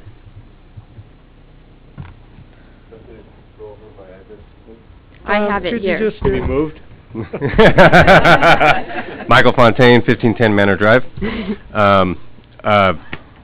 It was almost going to be repetitive since the fine gentleman in the suit there addressed quite a bit of things that I wanted to say, and Randy and Jake are in my neighborhood, so they addressed pretty much what I wanted to say there. So I'm just going to say it anyways because I had prepared for this, and if you guys want my notes, I'll give it to you afterwards because I didn't know that I could write my notes and email it to you guys before. So here we go. So in the gentleman's project, I didn't hear anything about fire escapes for the upper levels. I hear there's one door entrance into the 4-unit building, and so that's kind of concerning. I don't want it to go up, but if it does go up, I'd like to make sure that people are safe. For parking, 52 units, that's a lot of cars. It's going to definitely overflow into the neighborhoods, both on Abernathy and into mine, which is in Windsor and Manor Drive. I also heard that this was going to be either a minimum or a maximum zone for Section 8. I'm a little concerned about that. We already have issues with finding drug needles in our backyards in my neighborhood from the motel, and so that's troubling because we have kids. The whole playground thing was a great idea. The dog park, I'm kind of concerned because even though my neighbors all get along with, and we all wave, and we're all friendly and happy and everything, and they are very respectful, I still find animal feces in my yard every once in a while that I have to pick up. So if there's extra 50 units, let's say extra 50 dogs, and let's talk about cats, and stray cats always roam the apartment complexes, we know that. So there's an extra animal feces that are going to be dropped off that people are going to be picked up, and where does that run off to during the 8 months of our rain? Into our wetlands or elsewhere. So I'm a little concerned about that. Do the apartment complexes have storage units? Because there obviously is no storage in our city. Property value, I work 2 jobs, that's why I didn't get a chance to write all this down and email it to you guys earlier, because I have to work so much. So I'm wondering that my property value will go down and I have to get a 3rd job, which is not really okay for me, considering I already work 16 hours a day. And if the apartment does go up, will the apartment owner or whoever is responsible for putting this up pay for parking permits in the neighborhoods so that the resident parking is only set for those who live in the neighborhoods, and so we don't get an overabundance of people parking from visitors that are going to the people that live in the apartments? Was that enough? Was that too fast? I'm Thank sorry. you, sir. Just try to get it all in 3 minutes. Thank you, you. guys. Brian. Thank you.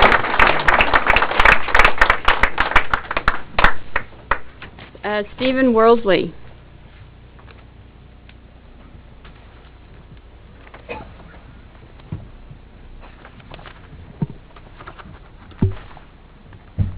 For the record, Steve Worsley, 1060 Beatrice Avenue. I submitted my letter last night. I don't know if you've had a time to go over it. I will touch briefly. There's been some points that have already been addressed, so I'll touch briefly on some of the state regulations as far as land use planning and as it pertains to the comprehensive plan of the city. As far as the comprehensive plan is concerned, from what I could find on the website, I haven't seen, it doesn't look like there's been a major update to the comprehensive plan since 2002, at least as far as ordinances are concerned. With those ordinances, let's see, the natural resources chapter was amended at that time, and it states that in addition to protect and improve water quality and comply with Title III of Metro's Urban Growth Management Functional Plan, regulatory measures are necessary to control and limit new development in and near significant water features, including rivers, streams, and wetlands. So with that in mind, care should be considered as far as this development is concerned, being in such close proximity to the wetland. Let's see here. Policy 4 stated that designated water quality resource areas which shall include protected water features and adjacent vegetated corridors, and with which Olson Wetland is a classified as a T3 wetland. Since the property is close, again, what measures will the city and the developer have in place to reduce impact on those vegetated areas? And as far as the statewide planning goals passed down by Oregon Department of Land Conservation and Development, in Goal 2 for land use planning, covers E1 covers major revisions. The plan and implementation measures should be revised when public needs and desires change and when development occurs at a different rate than contemplated by the plan. So with that being said, from what I could find, no major revision since 2002, it might be wise for the city to review its plan and revise it as applicable in this case, and given the unprecedented growth in the metropolitan area. Goal 5, which pertains to natural resources, scenic and historic areas, and open spaces. Part of those goals is to protect natural resources and conserve scenic and historic areas and open spaces. The land adjacent to the wetland does have massive potential for open space planning. Part A1 states that the need for open space planning in the planning area should be determined. A2 states that criteria should be developed and utilized to determine what uses are consistent with open space values and to evaluate the effect of converting open space lands to inconsistent uses. The maintenance and development of open space in urban areas should be encouraged. Goal 6, pertaining to the air, water, and land resources quality, is mostly aimed more towards commercial and industrial facilities, but one could argue that the pollutants generated in the building of the complex. Thank you. Oh, look at that. Thank you. We do have your letter though. Yeah. Okay. Good presentation, thank you. It's kind of like speed dating. 3 minutes. Okay, that's all I have, Chairperson. Roulette? Really? Good. All right. Not ready. So, I would... Go ahead. I was just going to say, I would recommend giving the applicant an opportunity tonight for rebuttal, but as I said, there's sort of two reasons why. One, there was a request, I'm sorry ma'am, I don't remember your name, Randy, to continue the hearing, and by law, once that request is made, you have to, at this hearing, the first one. And then the second reason is just based on the revisions, you need to have a chance to look at that, the public should as well. Yeah, I'd like to hear the rebuttal first, and then we can go from there. So, now is the time for applicant rebuttal. Does the applicant have further comments? Yes, so there was a lot said tonight, and I'm going to do my best. Items are going to kind of bounce around because that's how the comments came in and how the order I took the notes. But just a couple things. So there was a lot said about the wetland. And my desire is obviously to protect the wetland, as you can see in the binder I gave you, that in order to even begin any sort of construction at all, I have to go through the entire process through the county, Water Environment Services, and there's DEQ permits involved and inspections and so on. So great care will be taken to protect the environment. And then regarding the walking path item. The walking path item was brought up. It was not my idea. It was basically mandated by the Public Works Department during the meeting. They said that as part of, I believe, Clay, maybe you can correct the terminology, but they call it a transportation plan for Gladstone or something along those lines. And they wanted a walking path to connect Abernathy Court to Windsor Court. So my original proposal had nothing to do with that, and I hadn't really, honestly, don't have any desire to build it. So it was drawn in because it was told at the pre-application meeting that it was going to be a requirement, and so that's why it was drawn in. I heard somebody say Section 8. The Section 8 is by law, I cannot discriminate as a landlord against a Section 8 tenant. But I will say this, is that I plan on building these units with granite countertops, hardwood floors, air conditioning, and I have a property manager that I work with has very stringent requirements that has income levels that have to be met in order to be permitted to rent one of the units. And so they're going to be upper end units with very nice cabinets, granite countertops, hardwood floors, etc. Regarding the animals, I don't like to have cats or dogs in my units. Again, there's a law. If there's a service animal, I'm required. I have no options, and so that's out of my control. But as a general rule, I don't want to have a dog or a cat because there's so many problems with that in an apartment complex. And you know, if you're renting a house and there's a yard, it's a whole different scenario where there's a fenced yard. But in an apartment complex, it really doesn't work. And so my intent is to have a no pet policy, with the exception of the service animals. Let's see. Parking. I meet the criteria of 1.5 spaces per unit.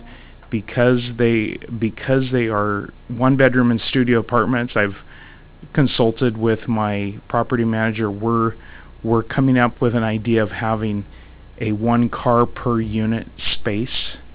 That way there's extra spaces for guests. And if somebody has a desire to have another car, we would have an additional fee, and that would discourage additional cars. So we're attempting to work within the parameters of the zoning code, which I meet the zoning code on the setbacks, on the dimensions, on the unit count, on the amount of landscaping, and the parking. That's on your new proposal, correct? Yes.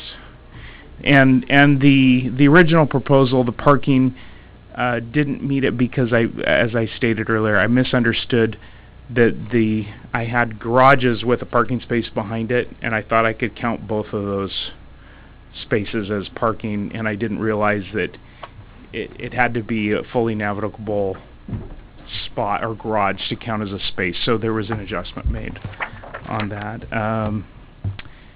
And then I guess just in closing,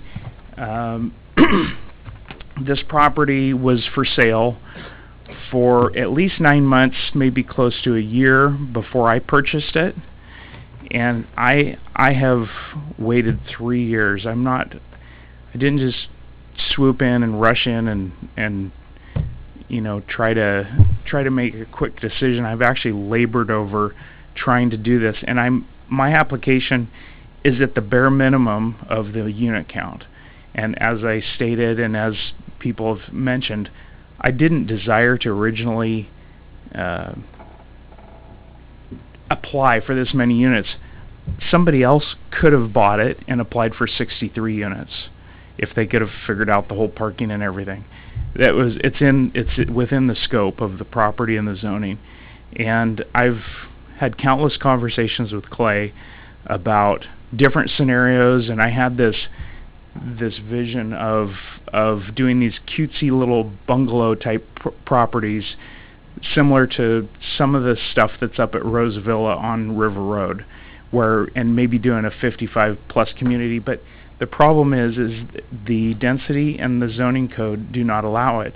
And as Clay mentioned, in order to change that, it's a comprehensive plan change or zoning code change, and it could take years to get through that. And I've already spent 3 years on this property, and so my application, as I presented earlier, I don't like the 3-story option. I had an epiphany. I went down to 2-story. I did a bunch of studio type units, and I really want to do the best I can on the site. I'm not. And again, I would do less if there was an option, but there's not an option, and I just simply can't afford to wait any longer. I need to move forward with the project. So that's all I have to say. Thank you. Did you have any thought maybe perhaps of making them condominiums as opposed to apartments? Well, potentially. Sounds like you're making them pretty nice inside. Yeah, potentially that is a thought. Although 1-bedroom units is a condominium, I don't know how that would fly. And to expound on that, it has crossed my mind, but I just take pride in what I build, and I'm not going to put Formica countertops in and Cheap Charlie IKEA cabinets and things like that. I want to build them nice. I want people to stay there. I want people to not move. I want people to be happy, and so I want to do the best I can. Condominiums, it's a possibility, I suppose. I just don't know that studio apartments and 1-bedrooms would work. Could always redo the plans.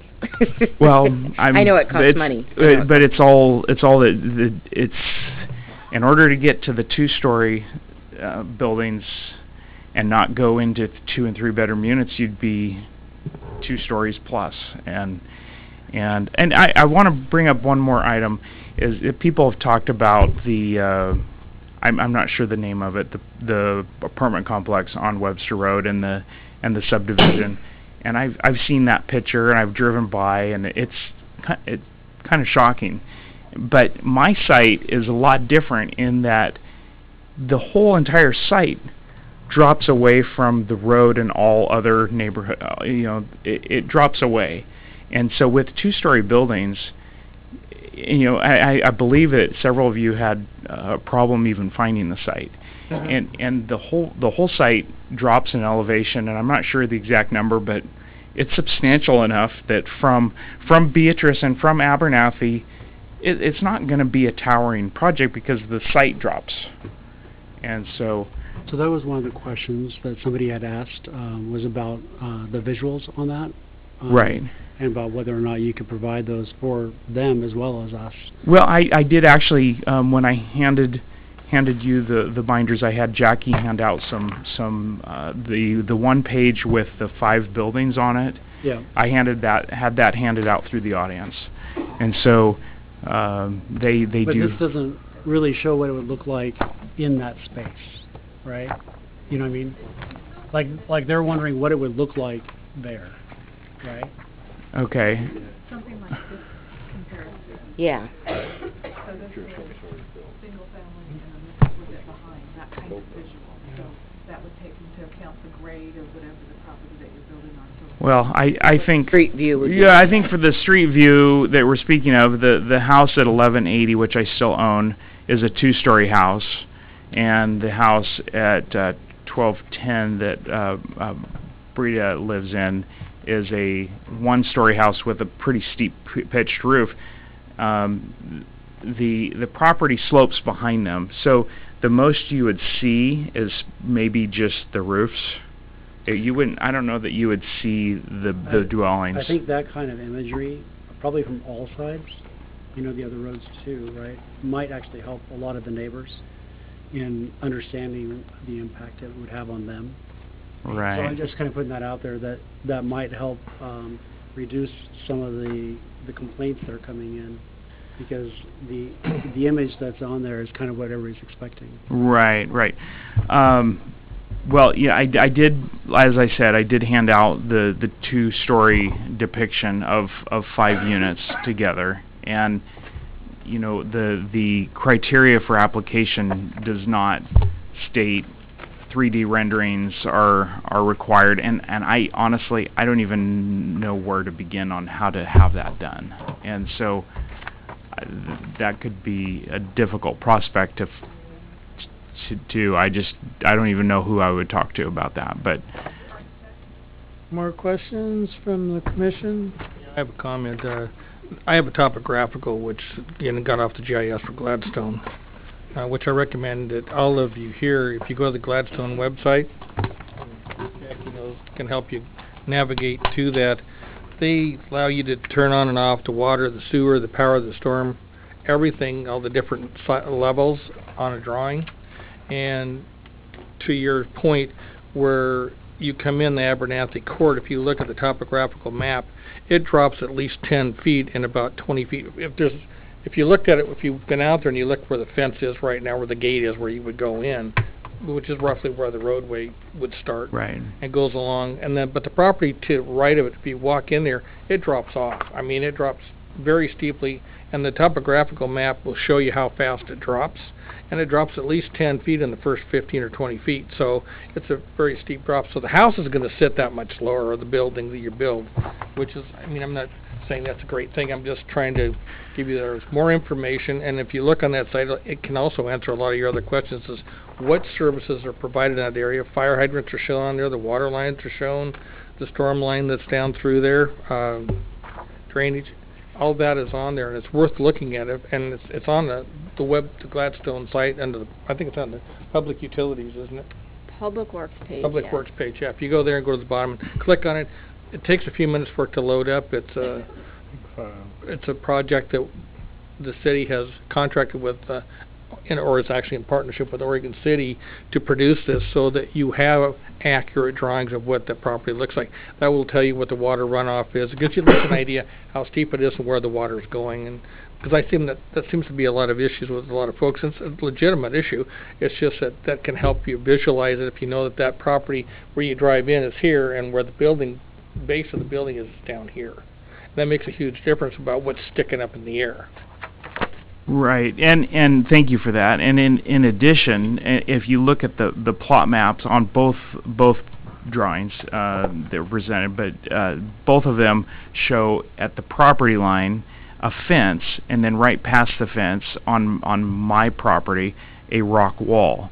And the intent on that is because in the pre-application meeting, the Fire Marshal Funk requested that there would be a certain grade on the property, right. And as he stated, there is some slope to the property, and so the intent of the rock wall is to take that slope and at the upper end of the property put a rock wall in and dig it down about 4 feet. That's typically what a boulder wall will allow without engineering. So those upper buildings that are towards Beatrice are going to be dropped down by default 4 feet because we're trying to meet the grade on the site for the fire truck. And so the two-story building is going to be sunk down 4 feet just directly past the property line, which will get it out of the view from Beatrice. I honestly, I don't know that you'd see much more than the gable end of the top of the structure. Thank you. Yeah. So All right. before we do a motion, I would just like to thank everybody who sent us comments, who came here tonight. We really appreciate having everybody participate, especially the people who took the time to look at our municipal code and provide that kind of input for us. That is very helpful. So anyway, I just wanted to thank everybody. It's very appreciated. It is, and there's some, are there still some of those packets on land use planning on that table back there? I printed up some packets about Oregon land use planning and put them on the table back there. They may not be there anymore, but the state has a website that explains land use planning. It's a good thing for everybody to know. Should I close the public hearing before we do the continuance? Well, you keep the public hearing open. You just want to have a motion then to continue it to your, is it June 20? That's the date I came up with. Thank you. So the public hearing is going to remain open, and then we're going to, do we have to have a motion for the continuance, or is it done? Yeah, I'd like to make a motion. Well, it's all, one of the parties already requested a continuance, so. But, yeah, we need to have a motion to officially continue it to June 20. So motion's been made. I'll second. And let's call a roll by person. Commissioner McCarty? Yes. Commissioner Natalie Smith? Yes. Commissioner Malachi? Yes. Commissioner Pat Smith? Yes. Commissioner Wentz? Yes.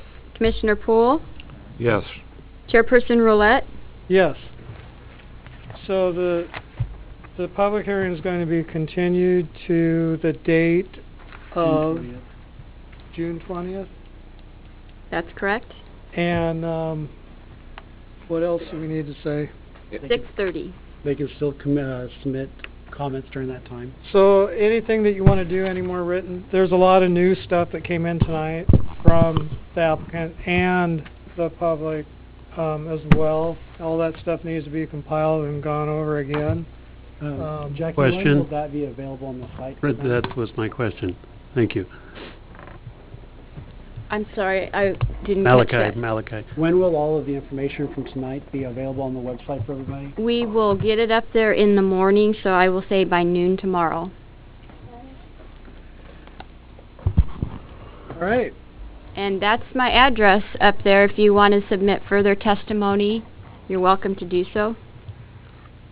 And you can also mail stuff too if you need to. Nobody mails anymore.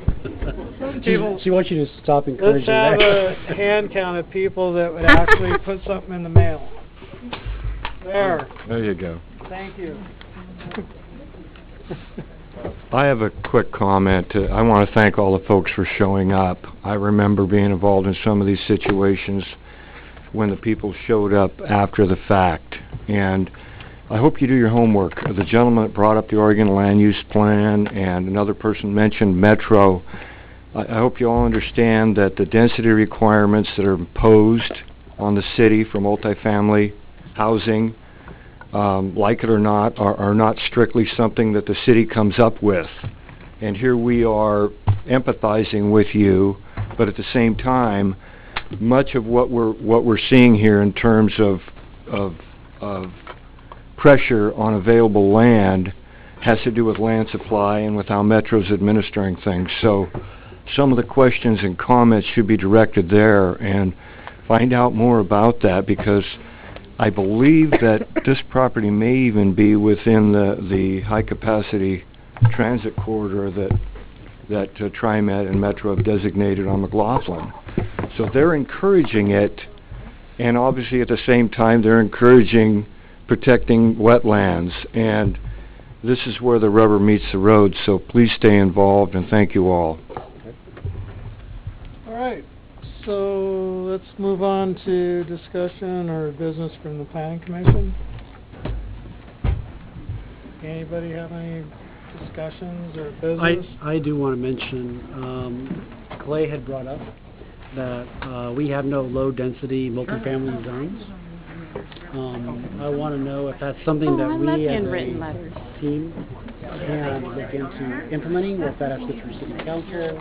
Or I think Has that's to direct us, but still, well, that's it- part of, isn't that part of the comprehensive plan or something, or? We haven't officially adjourned the meeting, have we? I wonder why they're, Well, that's said always, fine. They can leave okay. if they want but to. the public hearing's adjourned. Public hearing's still open. Chairman? Yeah, it'll be open. Chairman Roulette, can we take 5 minutes till the room clears out so we can all hear? Let's do that, thank you.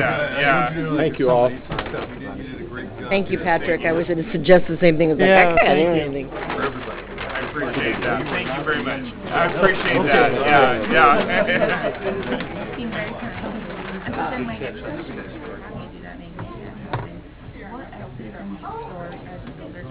We're just waiting so we can hear. Pardon? I couldn't hear. I couldn't. Ordering. We're waiting until the room clears out so we can continue we with need our them to go talk outside. with our meeting. Actually, it's still, whatever we talk about, I think is still public. It is. It is. Right, you just. The meeting hasn't been adjourned. So we're not gonna like, Speak up into your microphone. we can yell at people if we want for disrupting a I'm sure he public. doesn't mind you doing that. Disorderly conduct. Yeah, if we can use it. Throw that as gavel early- around a little Where's bit. that officer at? Officer. I released him. So many things that cities are doing and not, there's not After your they're not release, necessarily. gavel it, call Yeah. back to order. Just to go get ahead. people's attention. Much better. Okay, we're in order still. Sorry. Business from the planning commission? So, Clay, and this might be something you know more Uh-huh. about. You had mentioned earlier, Casey.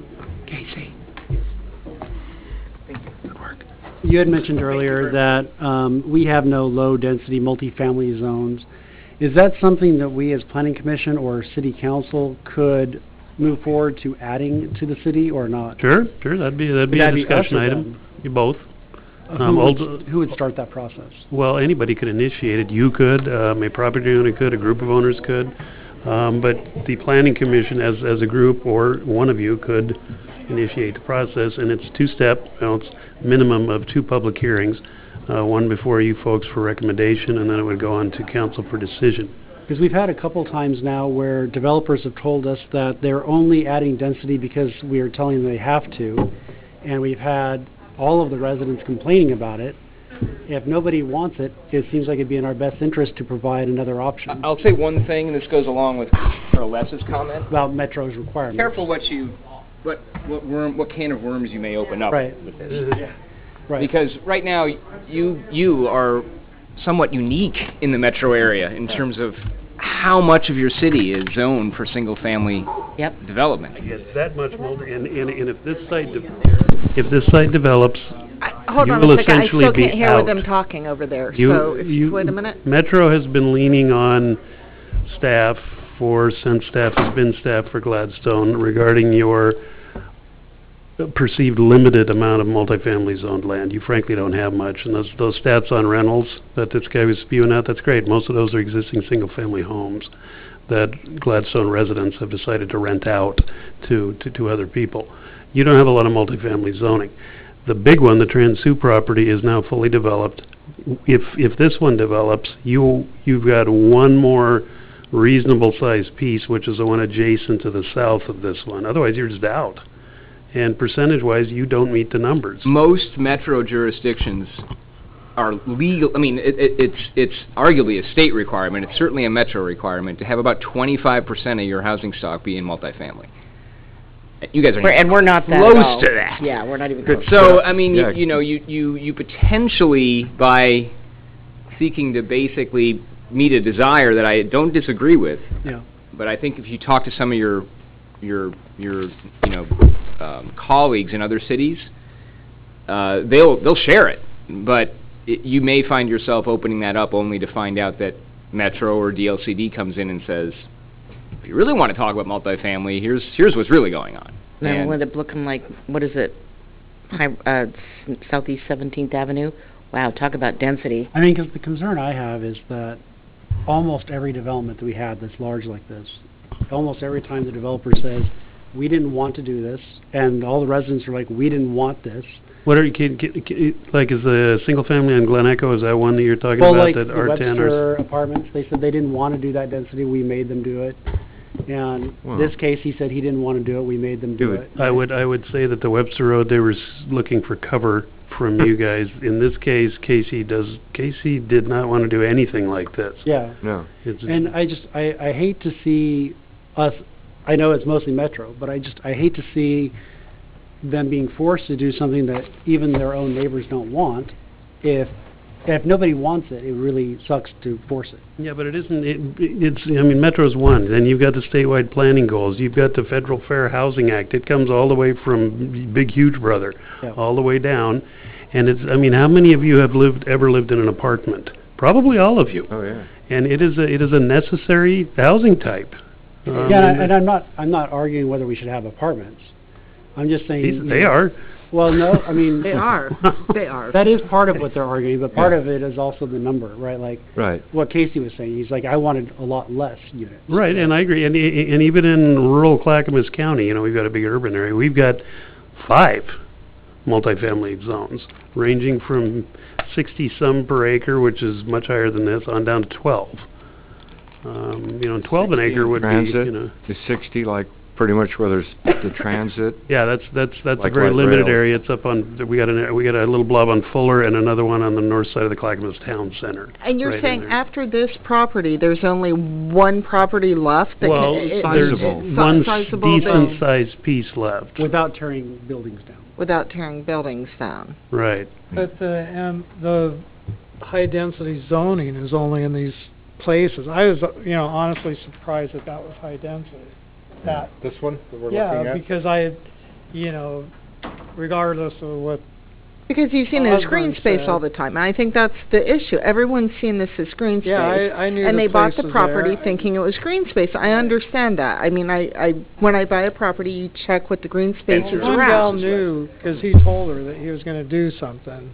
I forget her name. Anyway, Britta. At the end of the day, this is a fact, is that going in the future, there's going to be more and more renters. There's not going to be that many property owners.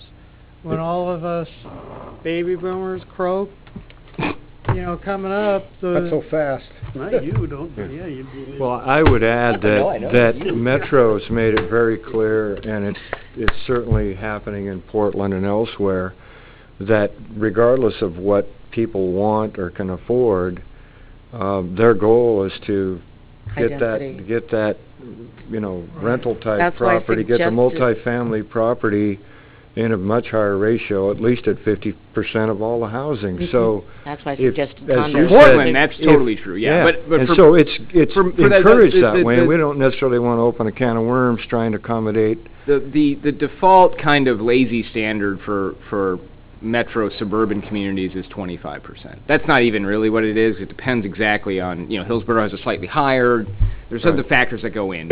But you can pretty much bet that if you just want to come up with a number, outside of Portland, you're looking at about 25% roughly is what they want to see in terms of a multifamily, percentage. What is ours at the present time? I would say single digits, somewhere high single Seriously? digits. Yeah, I Okay. heard it was like 16 You guys are or 17. mostly just We're mostly Are you saying single-digit multifamily or single-digit rentals?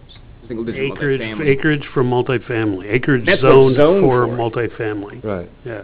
How lengthy is the process if the property owner wanted to have it rezoned? Well, let's say you get somebody brave enough to try to zone something multifamily in Gladstone, as you can see what... There would be Yeah, I a know. lot of opposition. There would be a lot of opposition. It would be just the same as if it was already zoned that way, and there would be more so than what happened here. It would be it's going to be really difficult to zone additional lands for multifamily in Gladstone. Unless Metro says we have to do it. That Unless doesn't matter. Metro- You're still going to get opposition. We are, but I mean, but I think that's our biggest threat, really, is Metro. I would add another... Is not an individual who's making single. I had no idea those were one bedroom apartments. They It's weren't a initially. huge difference. The studio, I think that's an awesome idea. I think that's important. It's vibrant. It's in a good location because those people will be able to Hey, you know, take we the should. trolley. I just realized we're talking about the merits of this application. Oh, I'm so, sorry. No. I've been encouraged. But as far just want to cut as that out. changing, I worry about changing and making a lower density thing because all it's going to be is for one property that's left after this one. Is that what you're saying? That One there's only that's practical that it could get developed. unless it's rezoned. No, I think that you're saying there's a piece that's more or less vacant that could be Jason, it is to the south. Okay. For a large That is complex. currently zoned for multiple. Yep. Yeah, but just before you, Dave, I have a question because the question was brought up. That's okay. Dave, the question was brought up, what if we could do this or if they would do it, and the question I would have is, what liability do we open ourselves up to by trying to change the zoning of that ourselves as the planning commission? On this piece of property, you mean? Well, we Can't do it, really the property owner now. does it. Well, no, No, that's not true. you couldn't do it. In fact, you asked if we The could. applicant could apply for a zoning change, but you're now reducing density, The and city- in the end, not to get in the weeds, but it's almost a fruitless conversation, it seems that's like. the point. Yeah, but you also don't want to Back to open what you yourself were up. saying. You don't want to open yourself up to liabilities either. We can't change. It's a. You would not be able to legally change the zoning on this property right now. Right. Unless the applicant withdrew its application, but there's a pending application, you have to review it based on what the standards are. So, but no, I want to make sure you're clear on this point. The city can initiate zone changes. The city, Yes. not an individual. Well, an individual property owner certainly can, and cities are super reluctant to do it for obvious reasons, because, Right. People want to sort of have control over what people do But with their Jay property. Citizen He is has like, enough I don't to want do. that to be No. zoned in. Okay. The only two, really, theoretically, it's either the property owner, him or herself, or The city. the city. Okay, got it. That's what I thought. But why not Dick or Jane that lives Why next door. can't there be a conditional use on this? No more about this one. Okay. We're out of the hearing. I just don't want Why to talk about it. couldn't, on a property that was zoned another zone, like high density, why couldn't the applicant do a conditional use for low density? Are the conditional, does this allow? No. The density is separate from the uses. No. In the this is zoned, what is it? Just MR? Just MR. And Okay. If conditional uses don't include in that zone. Okay. Interestingly, they also don't include condos. Not that matters with Yeah, respect to this. In last meeting, we talked about duplexes. I don't know, I don't think it What zone matters. are they allowed in? Well, a duplex or a triplex is allowed in any of your single-family zones on streets of at least a collector classification. They are also allowed in the MR zone if you can somehow build them and still meet that density of 40 per acre. Oh, okay. Yeah. Okay. It's all about mathematics, isn't it? So much of it is.